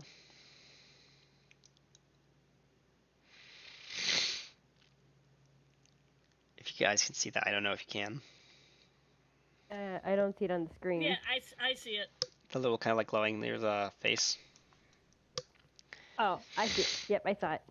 And hold on, who's messaging me? Sorry about this, guys. Yep, okay. And you feel kind of like something in you is awoken, Mm-hmm. Ren, and you hold out your hand, point towards one of these creatures. I'll let you pick which one. The big one. That's right the by big one. Yep. in front And of Lady Mary's son. what do you want to say? Daughter. What the? No, Any one word phrase. Um, probably something in his native tongue, like his mother always taught him, or whatever his father taught him, Yep. or his other mom would tell him. Which would be what translated? I don't know. It would be roughly translated into die fool in Klingon. Yeah. I was thinking today is a good day to die, but yeah, that works too. You just point your finger Yeah. and you look daggers at him, and somehow, some way,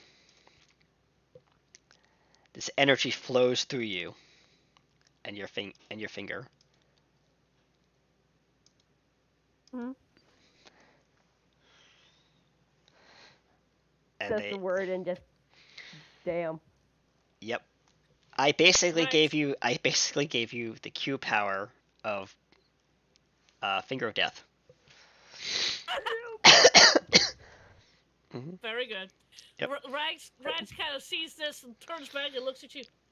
Ren, when did you pick up magic? RP moment. I kind of like it. Yeah. Okay. There's Thing still is, 5 more of them. Ruby and I are stuck on the outside of the shield. We You are guys just you kinda guys witness dumbfounded. this and you're like, what the? Yeah, Ruby's still on the glass shield thing. Has watched this. From above. Yeah. Like, see, yeah. And I guess right now she's just seeing that she's like, okay, this is not right. She kind of like slides off and tries to make her way down to the ring. Yep. And So, now these trying to push my way through it through one of the shields. these creatures are gonna come around you like this Oh and dear. pincer you. And all four of them. 5 of them? Five Five of them. of them. 5 of them. There Are are going 5. to simul attack. Uh-oh. And where's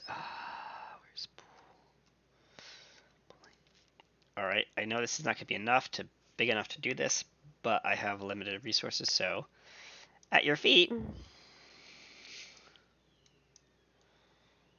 I don't know if you can even see that. No, you can't. Mm-mm. Okay, hold on. Oh, because I didn't pick the... It's too small. Okay, fine. We'll have to do this then, which will be this. Oh, okay, I saw that. And I it's saw that. as they start coughing up little and spitting out little pellets of like muck around you, and they start bubbling around your feet. Mm. Moving is not an option I think they're anymore. asking you to dance. Yeah, they kind of do like a little like side dance, like not try to step into the acid. Okay, you sidestep, and I'll allow it. That is their turn. Your turn. As Rex? you start hearing in your mind, Ren, kill them all. That. And the words echo constantly in your mind. Like a dark force has taken hold. Oh dear. Oh Lord. Yeah, can Rex can't hear this, can she? No. Okay. Although she does notice the distress on Ren's face. Mm-hmm. Yeah. Right? Yep. Right, okay. She is going to go up to the, she's going up to this one. Okay. Sticker Stee, once again. Go ahead. Oh, and it's already there. Yay! Hit. Woo! Yes! Woohoo. Alright, so now the little chevron next to your, Yep. your token. You click that after you type the number. Oh, no, that's the roll again. See Oh, where it says sorry. challenge dice? Oh, yes, I see it. Type the number 6 and then hit enter, then click the chevron. How? Okay, well, do you want me to do it for you? If it's supposed to pop up, it didn't. You have to push the... okay, it's being stupid then. I did push the thingy. So down here, 6, enter. Now push the chevron button. Wait. Where it says challenge dice. I see the challenge dice. See the chevron next to it? Click the chevron. That's all you have to do for you. I did. And that's what happened. Wow, it's broken. Okay. Well, then I'll have to manually roll 6 dice. Oh, okay. What are the dice? I can roll it. D6s. Or 66. 66? Yep. You're whopping out a lot of damage in this arena.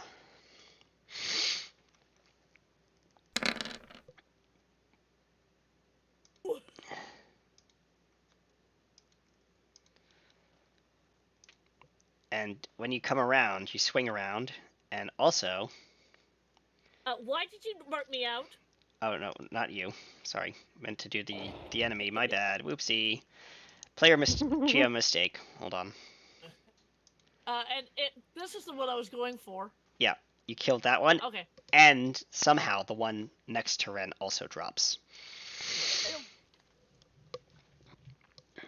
Oh, I know what she did. Yep. Rags told Ren to duck. Yep. And as Ren goes, Rags goes to Parry. no. Yeah. Yeah. Yep. Yeah. Yay. There's only 3 left. Okay. Rinse, like, he puts his hand on his template a little bit and looks up, seeing the last 3 too. He's gonna try to move. Your vision starts to turn red within red. He kind of like goes right up here, his finger out, and does that same thing to all 3 of these guys. Oh God. Alright, I'm gonna roll for this because you're targeting multiple entities. To see how potent your power is. It's gonna be 3 of these.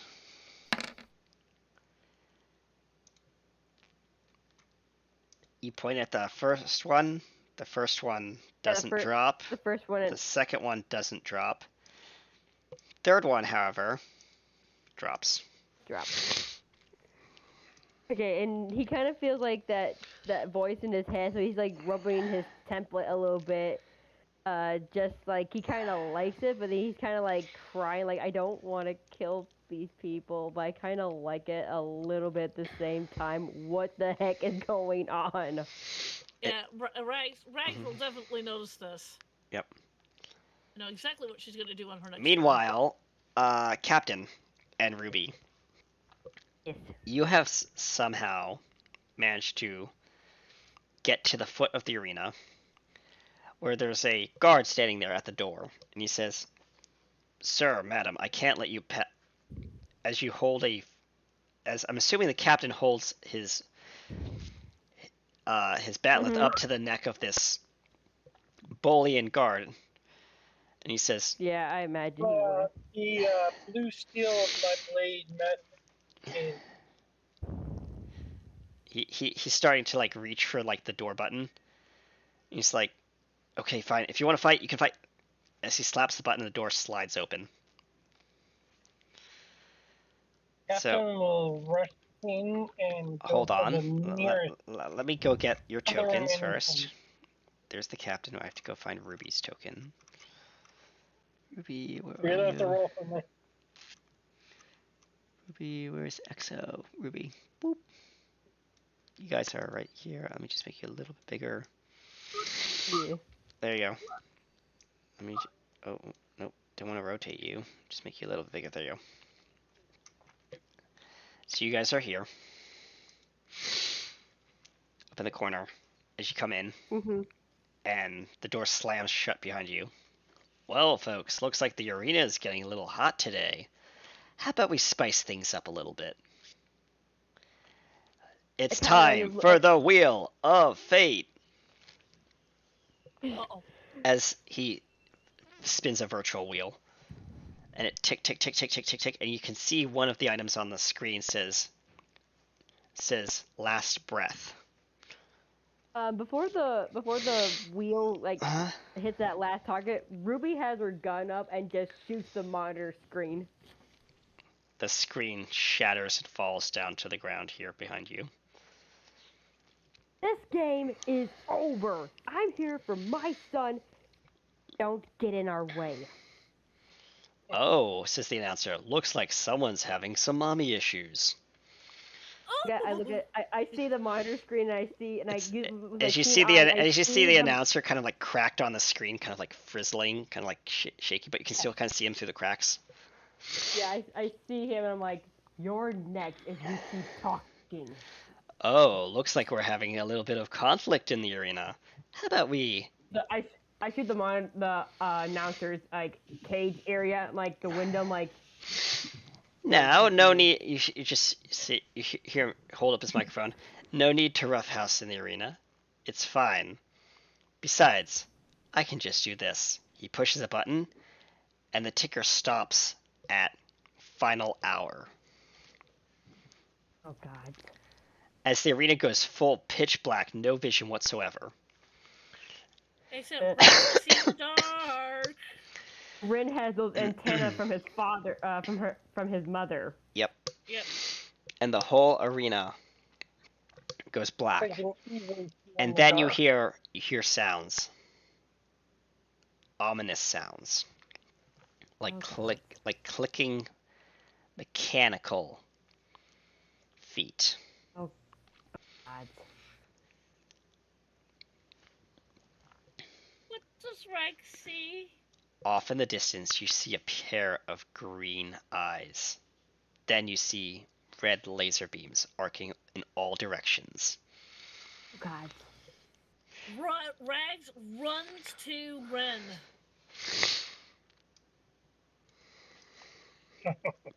And says duck. Or screams duck. As they both Ren ducks. Yeah, they both hit the floor. As these two. I'm swinging towards the Borg. How did you know? As these Borg Sentinels, as these Borg Sentinels start marching towards the into the arena from all the doors. I'll be back. They may adjust to different energy patterns, but not melee. Yeah, they adjust to energy patterns, but not melee. You're correct. So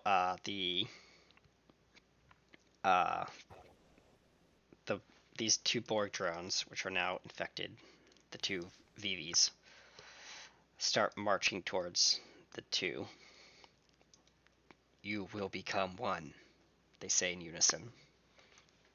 You will become many. Join the collective. Chance in hell. Captain and Ruby, your turn. Okay, since Ruby doesn't have luckily with her mate by her side, she can kind of see a bit. Okay, this is bad. As there's a tap on your as the well, actually, hold on. Just do this. Go ahead, guys. Keep doing your thing. I will rush forward and start slicing into the nearest target. Follow behind her, and go for the next one, the second one. Okay. As behind you, you hear a tap on your shoulder. Looks over. Hold on. You look over on your shoulder. Mm. Boop. It's a Borg drone. It smiles and injects you. Ruby. Before that, I do a quick use my talons and try and kick it off the injection. Whatever, Alright. like it had a needle, whatever. Just do a kick off. The tubes. Yep. You try and kick it off you. Yeah. All right. Roll me a control security. Oh, for the love of God, please give me good rolls. Difficulty 4. Don't worry, I can negate that What am I- with my nanites. So what am I rolling for? You're rolling for 2, but you have to beat a 4 dice roll. What am I doing? Control or what? Control security. Control security at level 2. Oh, but you have to be a difficulty of 4. You have to be a difficulty of 4. I know. So I conflict at 2, task roll at 2. Please give me some good rolls. 1, 2, 3. Succeed at cost. You are infected, but barely. Wait, It's I thought I got a better roll. You are infected, but the cost was you are infected. However, you can still control yourself up to the next round. Okay, I kind of shoot him after he injected. I did a quick shot. I'll just give you that because time's running short. So he dies. He was a mindless drone anyway. Yeah. Great. As tubules start arcing across your skin starts to turn pale. Captain, you see this. And I rushed back over to her and I'm like, no, go to Rin. Use my Borg abilities to counteract the Borg nanite that are now in. Roll me a daring security difficulty 5, Captain. You have no momentum on the board. You're gonna have to do it for me, but take whatever threat you need to do it. Okay. That's gonna be 8 threat. I'm gonna increase your comp range by 1. So that's gonna be comp range 5. Give you that. Let's see. What is your? I'll say team dynamics works. I'll give you that as a bonus. So it's daring security. Rolling. And 1, 2, 3, 4. Not enough to succeed.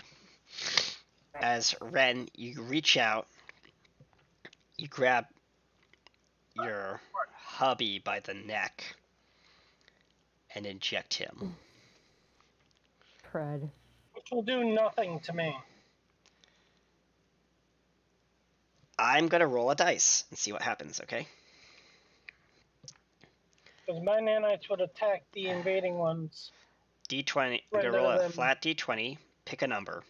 If it lands on that number, you get infected. If it lands on any other number, you do not get infected. What will be the number? 10. 10. It was a 3, so you're fine. You fight it off, and poor Ruby just starts violently shaking. Mm-hmm. I will attempt to Meanwhile, remedy it.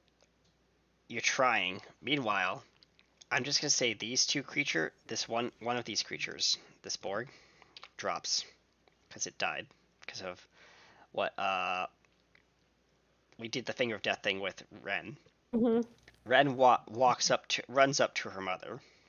Yep, he runs up to his mother and just sees like that Ruby's As you in pain. hear a voice in your head, kill them all. He feels that he's like just shakes his head no. He's like, I don't want to kill mom and her Then you, dad, his dad. then you hear another voice, the one in your ear piece. Then save them, Ren. How? Like tears Use just kind of rolling down his face. use what you know.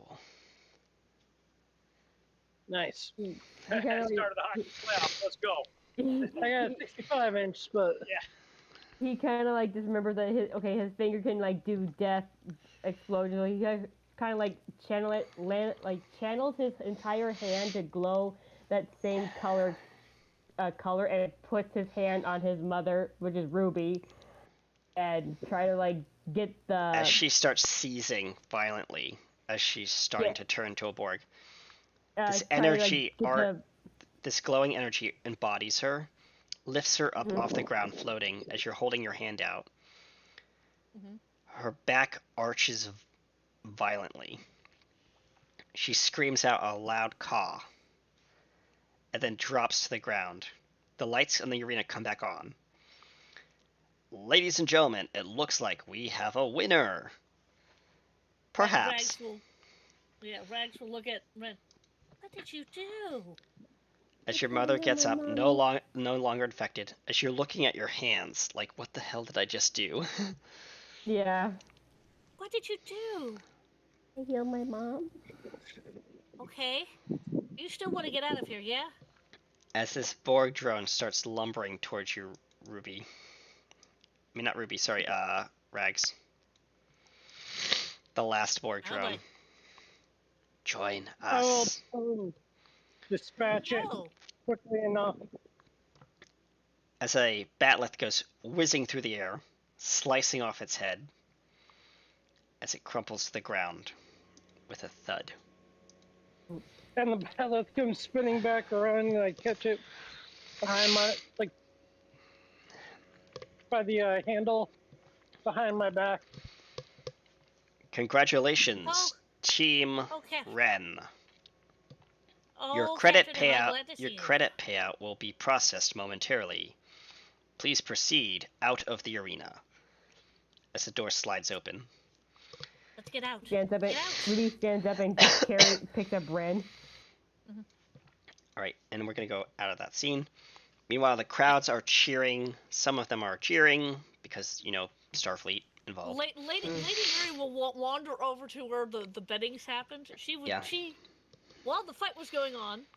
You see up ahead. You see up ahead that R has already collected his bet and is leaving. She stops. R. He's already gone into the crowd. He's gone. Okay. Narratively. But you saw him up at the betting area, and then the crowd kind of moved through, and he disappeared. That magic scene. Yeah. Yeah. You approach the betting window. Yeah. There's a. No. No. Before the fighting was over, she went to the betting and she made a bet. Okay. Like a late bet. Yeah. And you see on your wristband, which you apparently got when you entered the arena area. Yep. Lecta has been credited to your account. Right. In the tune of whatever amount you. Oh yeah. Which is sizable. Yep. Mm-hmm. And you also notice that Ren is with you, but she's scared out of her mind. Yeah, like I said, Ruby has her son in her as she can feel him shaking. Like, yeah, this is not what a child's supposed to be in. Yeah, Rags, who is standing right next to Ruby. Ren, are you all right? Just hear him just whimper a bit as what he's going through is just going to haunt him forever. And he's got questions and everything. Well, Ruby, as they're all running to get the hell out of here. You hear a voice in your ear, Ren. In your earpiece. Only you can hear it. Hmm. If you want answers, meet me at the Sentinel Tower. Deck 4, Axis Junction 14. Come alone. He just like just hides his face a bit, deep in his mother's feathers. He'll think about it, but not right now. Yeah. Yeah. Ren, Hmm. I'm here. Okay? Mm-hmm. Okay. Ruby, let's just get the hell out of here first, and we can discuss. As a bunch of guards Whatever. bunch of Sentinel guards surround you. Yeah. For those who are the What is it? winners of this game, come with us. We have questions. Games? The Oh, master man, the you master beautiful. wants to speak with you. We may not have the answers your master wants. We are just here to escort you to the master. Now remain silent as he cocks his disruptor rifle, or else. Okay, Lady Mary. Alright, This, we'll lose your head. okay, Rise is transmitting all this to Lady Mary. Lady Mary, who's still in her cloak.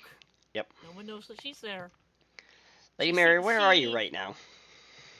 She's actually wandering back to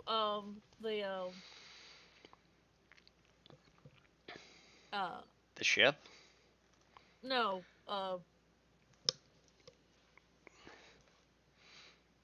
the dome.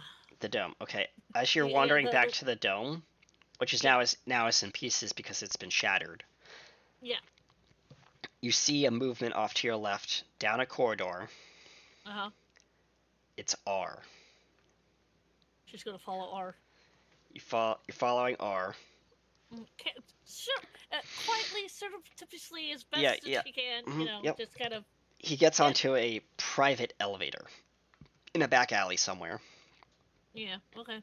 and he pays credits to get on. Obviously. Yeah.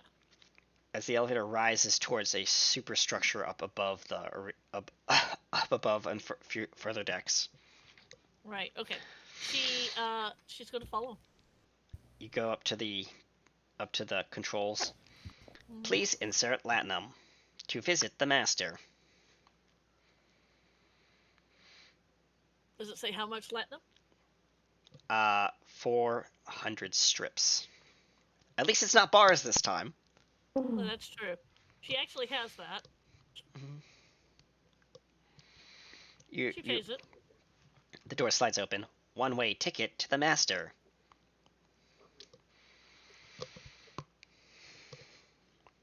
She gets in. The door Yep. slides shut, and you're propelled straight up in like a little Yeah. tube capsule thing. Yep. It's not perfect ride, but it's a ride enough.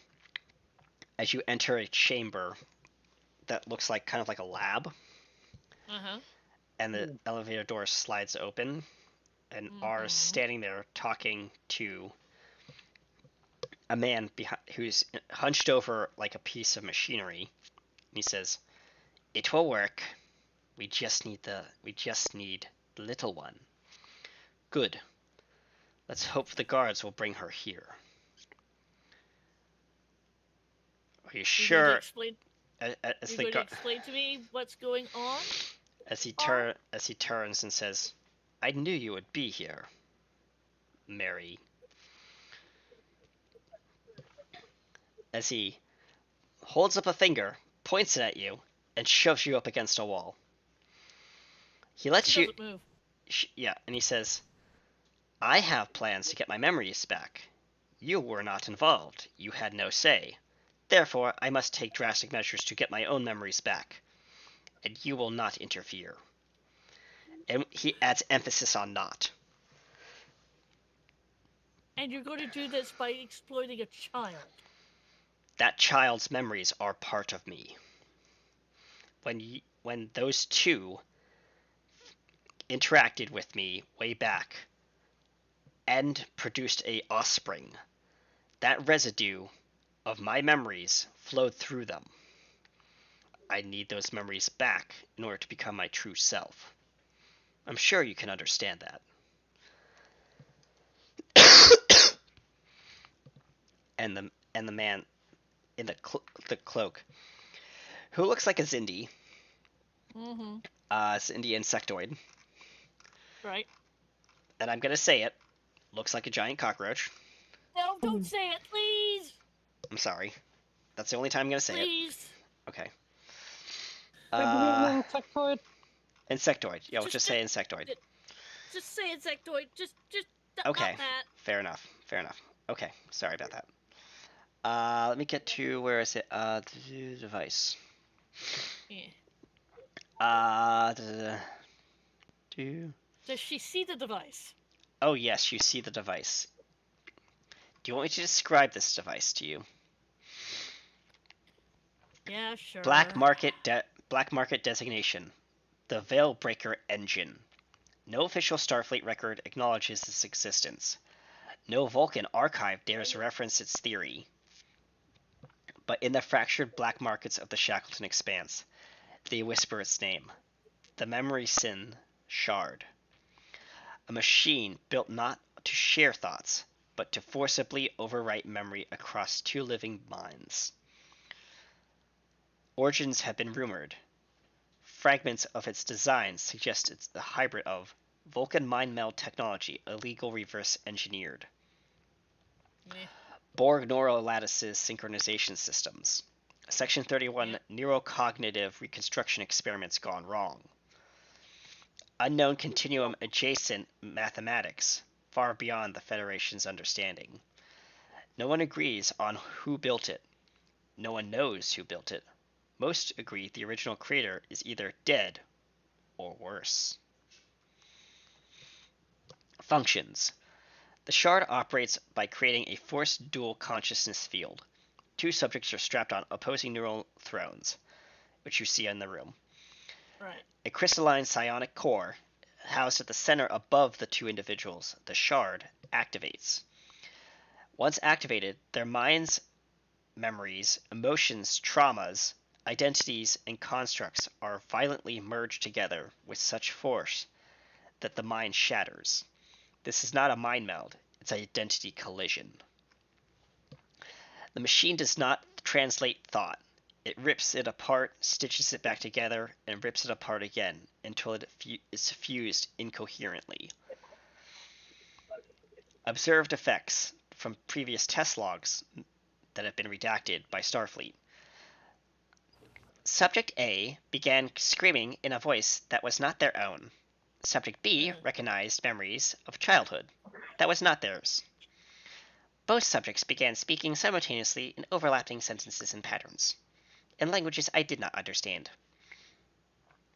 Right. Progressive breakdown. Phase 1. The echo bleed. Shared memories begin looping incoherently and uncontrollably. Subjects cannot distinguish themselves from others. Phase 2. Identity fractures. Personalities overlap and conflict. Dual personality disorder. Speech becomes layered, incoherent, plural. Phase 3. Neurocognitive collapse. Subject loses all sense of reality. Some become catatonic, others violently unstable. Phase 4. The silence begins. Survivors of this final phase describe too many lives in one skull. Most either regress into mindless husks or choose death to escape the noise. Why this technology still exists? As the man turns, the man's saying this, the hunched over insectoid man. Right. Because, in rare cases, it just works. Fragments of lost memories can be restored. Secrets buried across time can be uncovered, but never cleanly. He rubs his hands together. Never completely, and never without cost. Does she know who's speaking? Because I can see it. The owner of the smuggler of the veil. My name is Kale Verix, alias the Memory Broker. Species, well, I'll leave that up to you. location deep within the black market sector, hidden within drifting substructures known as the blah blah blah. It's basically where we are right now. Yeah. Yeah, Mhm. basically where we are right now. Krell. Doesn't. I don't sell weapons. I sell the truth. Or at least, what's left of it. And his description of what he looks like, eyes flickering faintly, blah blah, psionic resonance, blah blah, speaks slowly.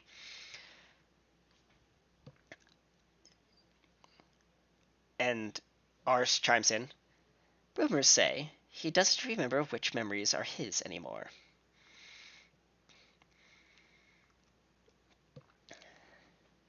However, he offers me and your son a choice. Not my son. Mine.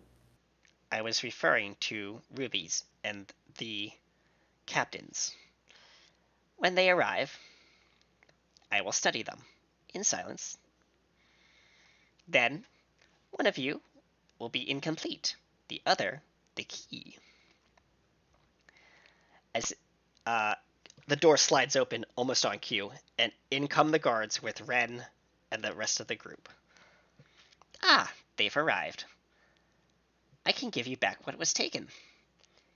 Every memory, every truth. He smiles with a menacing smile. But Ruby kind of when it's done, smile. You won't know where one of you ends and the other begins. I do not take credits, not favors, just a memory, a single one. Something real, something that defines you. You give it to me, I give it to the machine, and the veil does the rest. But the veil doesn't break people. It shows them what they already are. This, he points to the giant rotating sphere above him. This just makes sure you can never look away. Now, shall we begin? As the two guards grab Ren and escort her to the chair. Hang on a second. I will let you interject. Lady Mary, hang on a second. Lady Mary will look. Can she see the shard? Yes. Can she touch the shard? No. It's too far above you. Can she sense the shard? Kinda. It's very faint. Like it's crying out for you in pain. But in small bursts. Can she recognize the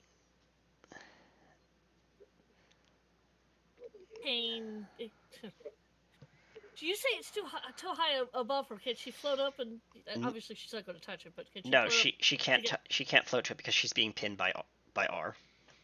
Ah, okay. Up against the wall. She looks up at it. Does she recognize it? Yes. It is the shard of Ea. The same shard that has been wandering around the galaxy all this time. The exact same shard that we encountered in episode 1 of this episode 12 of the last season. The same shard that came out of the Kraken that you killed, that was in the captain's office and suddenly disappeared. At the end of that episode. She looks at R. What have you done? Everything that needs to be done. As he sits down in the chair and straps himself in. You can't do that. Oh, but I can. He looks over. Krell, once the patient is ready, turn it on. He sees that Ruby has her son clutched up in her chest, and even though she knows her wings are kind of like damaged, she still tries to get her wings open. The guards are going to try and rip Ren from you. I'll let you resist. She's trying to peck at him like, you're not touching my son. Well, of course we intend to resist. Just give us a moment. Yeah. Yeah. One of my favorite lines from Three Musketeers, and this is Three Musketeers. Yep. At this point, I'm going to take the phaser that Ruby has, aim it at the shard, and try and destroy it. You want to shoot the shard. I'm agree for it. Shoot the shard. Shoot the shard. I will allow it at cost. Since you guys have no momentum, I'm going to spend a couple threat for a narrative boost. Lady Mary is going to scream her hardest for them not to do this. They're not going to listen, but you know. Yeah. As I would agree with you, Lady Mary, but I'm just holding my son. Like, no, I'm Yeah. not letting you touch my son. as Yeah, they are yeah. trying, the guards are like almost like ready to just pop a cap in poor Ruby, just to get the sun. No. Oh wait! I had another thought. Go ahead. I had another thought. If Lady Mary recognizes that shard, does Rag recognize that shard? Oh yeah, Rags looks up and she can Definitely see would the Rags shard. would She can recognize that see this shard. aura around the shard. Yeah. No. As the She actually says the name Aya, and no, that's all she says. as the shard powers on, even though Ren is not connected to the other chair, the machine starts powering on its own. Ooh. And R says, "What's going on? This isn't supposed to Yeah. be." Krell says, No. "It is not supposed to be. I have no idea what's going on." Yeah. Can you hear me? Yeah. Warning. Bryce is looking You up hear at the you hear shard, you hear a talking to the Hold on. talking to the shard. I'm gonna do a cool thing for you guys, and it's gonna be awesome. Oh. Hold on. Let me just make Yay. sure that I do. I like that. Oh yay! Hold on. Studio mode. Output. Actually, this has nothing to do with Lady Mary. This has everything to do with Rags. Yeah. I'm saying yeah because this is your son's character and you play Rag, so I'm like, yay, Lady Mary remembers something and this is good for us. Okay, hold on. Give me a second. I have to load up Oddly that. enough, this was my very first character in one of Kenny's games that I absolutely adored playing, and we've just been playing around with this particular concept. Yep. Yay. Give me a it's- quick second. I'm gonna be doing some I'll give experimenting. you a little bit more history of her when this is over with. Hold on. Because she has history. Yay. All right. Oh, right. Hold on. Okay, so. Yep. And then I go here. Go to here. Input mixes. Go here. Go here. Go here. Go here. All right, and then this is input mix 1. I want to enable that. And that. And this and that. I don't know if you can hear me weird, but do I sound weird? No. Hold on. Testing. Oh, I see. Hold on. It might be me. No, it's not you. It's not you. It's not you. It's not you. It's him. Master input device. Okay, hold on. I have to do input device. Sorry. I have to fiddle with this, which is going to be input device type. Which is going to come out as master input microphone and audio effect. I love this so much. We actually get to play around with Aya in a different way, different from the way that I'm playing her in my own game. Yeah, hold on.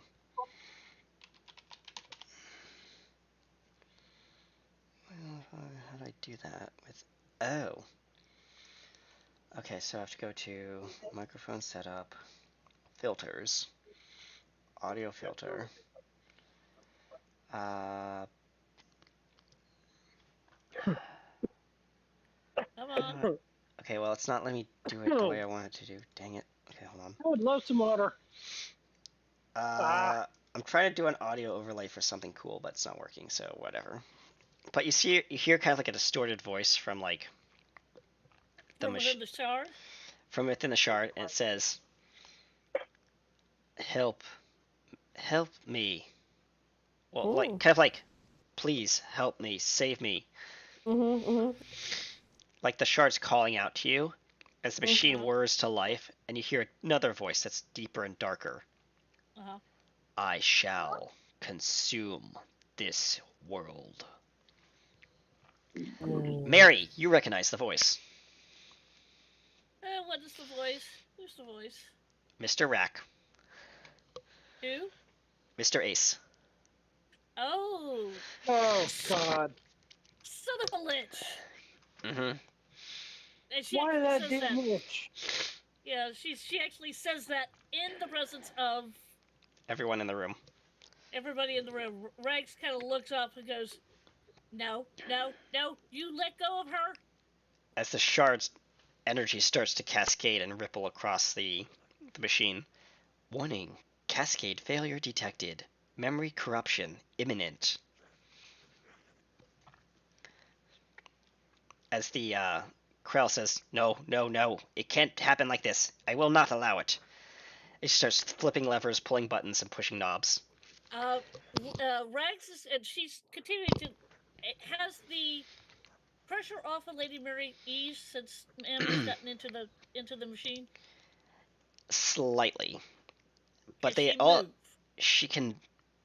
The pressure's still pushing against her, but she can move a couple inches closer. Okay, so that's not going to work. Lady Mary, who's also looking up at the shard, kind of again says, "Son of a lich." Destabilization imminent. Yeah, Total she then cognitive collapse in 5 minutes. she then looks down at M. Oh, not M. R. As he is flailing about in this, like he's bouncing around like he's in a popcorn machine, Mm-hmm. and you can see like the skull like the lightning kind of like skull effect on him. Oh yeah. Mhm. And in other words, things aren't going well for R. R right now. No. She looks down, goes, "Oh, God." She then looks. Lady Mary then looks at the other two. "Captain, I know you don't like the man, but get him out of there. He needs to get out." Warning. Total cognitive failure in 1 minute 30 seconds. I will free the You, being known as R as you touch him, I you are take one thrown look at the again. shard. Hold on. As you touch him, you are thrown against on back across the ground. Like the shockwave from all this excess energy is so powerful that it just threw you across the room. I'm not going to give you damage, but you can't touch him. It's too dangerous. The only thing I can do right now is destroy the shard. As Krell says, we need a second subject to stabilize the unit. Rags immediately gets into the other device. The other chair. Still looking up. As the machine straps you in, kind of violently. Yeah. Your mind melds, then shatters, and then you're in a void, floating. You see Aya, but then overhead, with his hands kind of outstretched around the enveloping everyone in this void space. Mm-hmm. Twice, more times the size, looming over everyone, is Acerak. I finally have you. And that is where we're going to end today's game. Oh wow, there's a lot of characters. I have no idea what the hell just happened. I know. Okay, for some context before we scurry off, Aya was my very first character. At the end of the first campaign that we did in Realms, Aya sacrificed herself, so her soul has been bouncing around. Part of her soul is in another friend of ours characters named Catherine. Mm-hmm. I was also a AI entity within our game a couple seasons ago. Yeah. Aya is also a sword, which is in the current realms. And Acerak, which is a archlich, son of a lich, has been trying to get all the shards. Rags. Yeah, tries to get Rags because Rags has a special kind of soul. Mm-hmm. And he's just been given chance to get her. I see. So now that I have Ren, Oh, you sneaky bastard. You're welcome. Yes. Prisoner swap. I hate you. I planned it Okay, perfectly. another one to go up to. I knew someone had to get in the second chair, and I was like, who is it gonna be? It's gonna be Rags, because Rags wants to save Aya. Yes, but now she gave herself up to Asarak. You don't know that Well, yet. we don't, and we're gonna have to sit down and talk about that off Yes, screen. we will. Yep, but Yes, we will. Yeah. we're only No, 3 he's episodes not in, lying. and you're already You're already 3 episodes in. You're already given into the GM.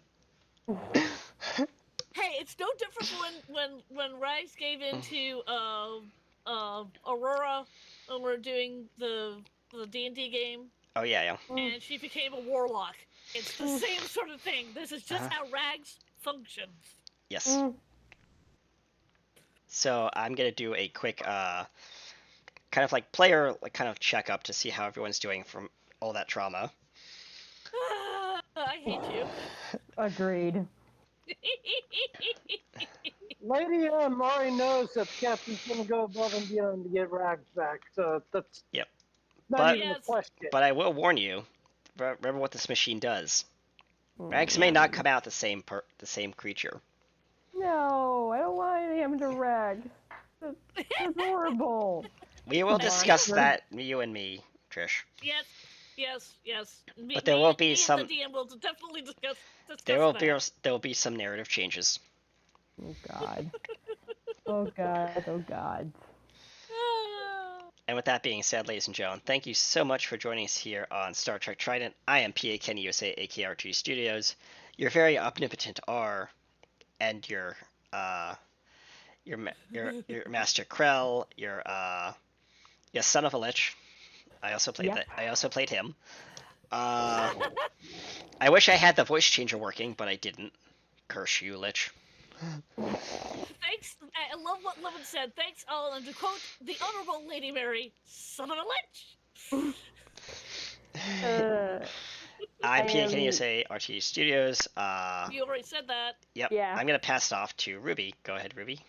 I'm Jordan. I play Ruby, Hansy, and my son. I am ready to kill our DM again. I am ready to strangle you. Pass it off to Captain. I am also Jordan.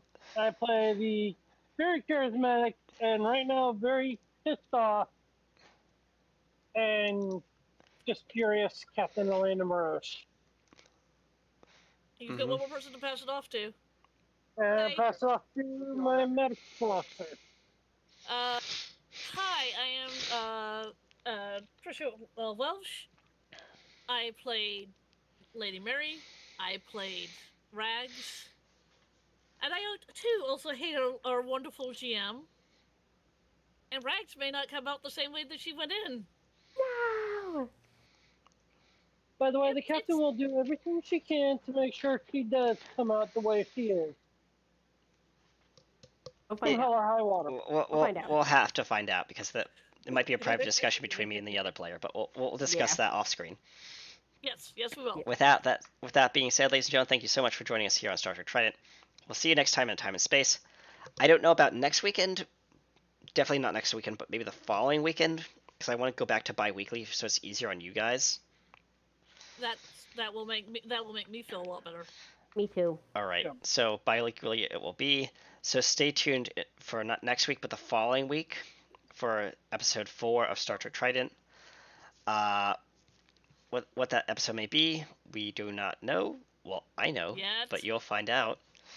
Until then, be empowered to play, and always keep an eye on where you put your crystals. Bye, everyone. Bye. Live long and prosper. Bye.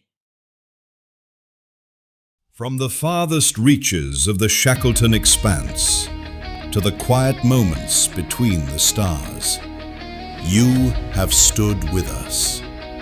Through every anomaly, every impossible choice, every mission that tested the very fabric of reality, you were there. You are not just observers of this journey, you are part of the crew. On behalf of the officers and crew of the USS Silverlight E and all of us at RTE Studios, thank you for answering the call, for believing in something greater, and for exploring the unknown with us.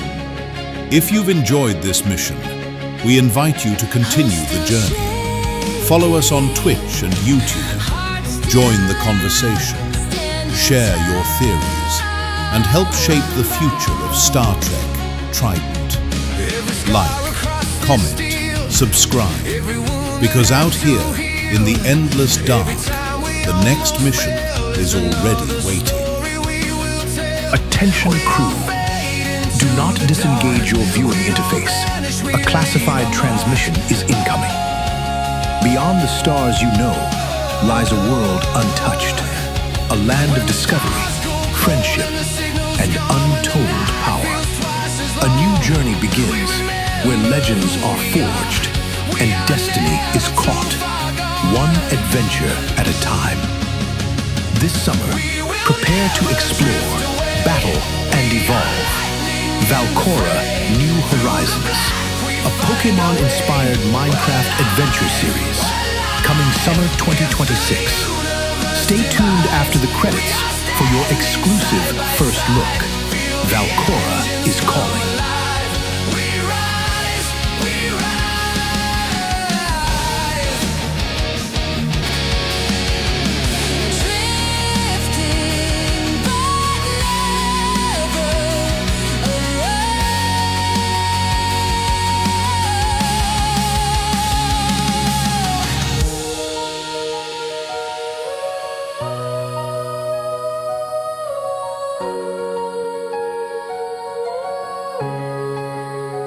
We are Trident, and we're going home. We are Trident.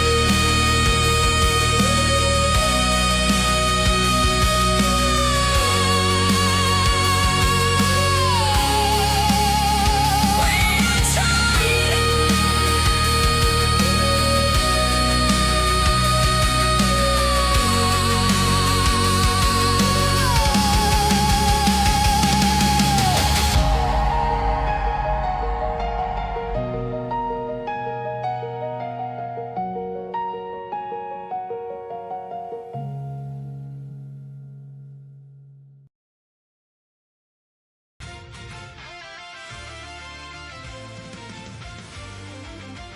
It's strange how a single step can change everything. Back then, I thought I was just moving to a new region. Valcora. They called it the future of everything. A place where nature and technology didn't just coexist, they were connected. Cities powered by something called the ether grid. Ancient ruins buried beneath layers of code and time. And creatures I had never seen before. Cobblemon. I still remember the first one I met. Small, nervous, but it looked at me like it already knew me. That was the moment everything changed. I built my first home under an open sky, made friends I never expected, faced battles I was never ready for, and I started to notice things. Glitches in the world itself. Time slipping. Pokemon changing. At first, we thought it was just the grid malfunctioning. We were wrong. There were others watching from the shadows. A group that believed this world was broken. They called themselves the Null Syndicate. And they weren't just trying to control Valcora. They were trying to reset it. That's when we learned the truth about the grid, about the legends, and about it. Not the Arceus from the stories, but something twisted, something broken. A force that could bend time, rewrite reality, and erase everything we knew. We could have run. We could have let the world fall apart. But we didn't. Because somewhere along the way, this place became our home. This is the story of how we fought back, how we became more than just trainers. This is the story of how legends were reborn.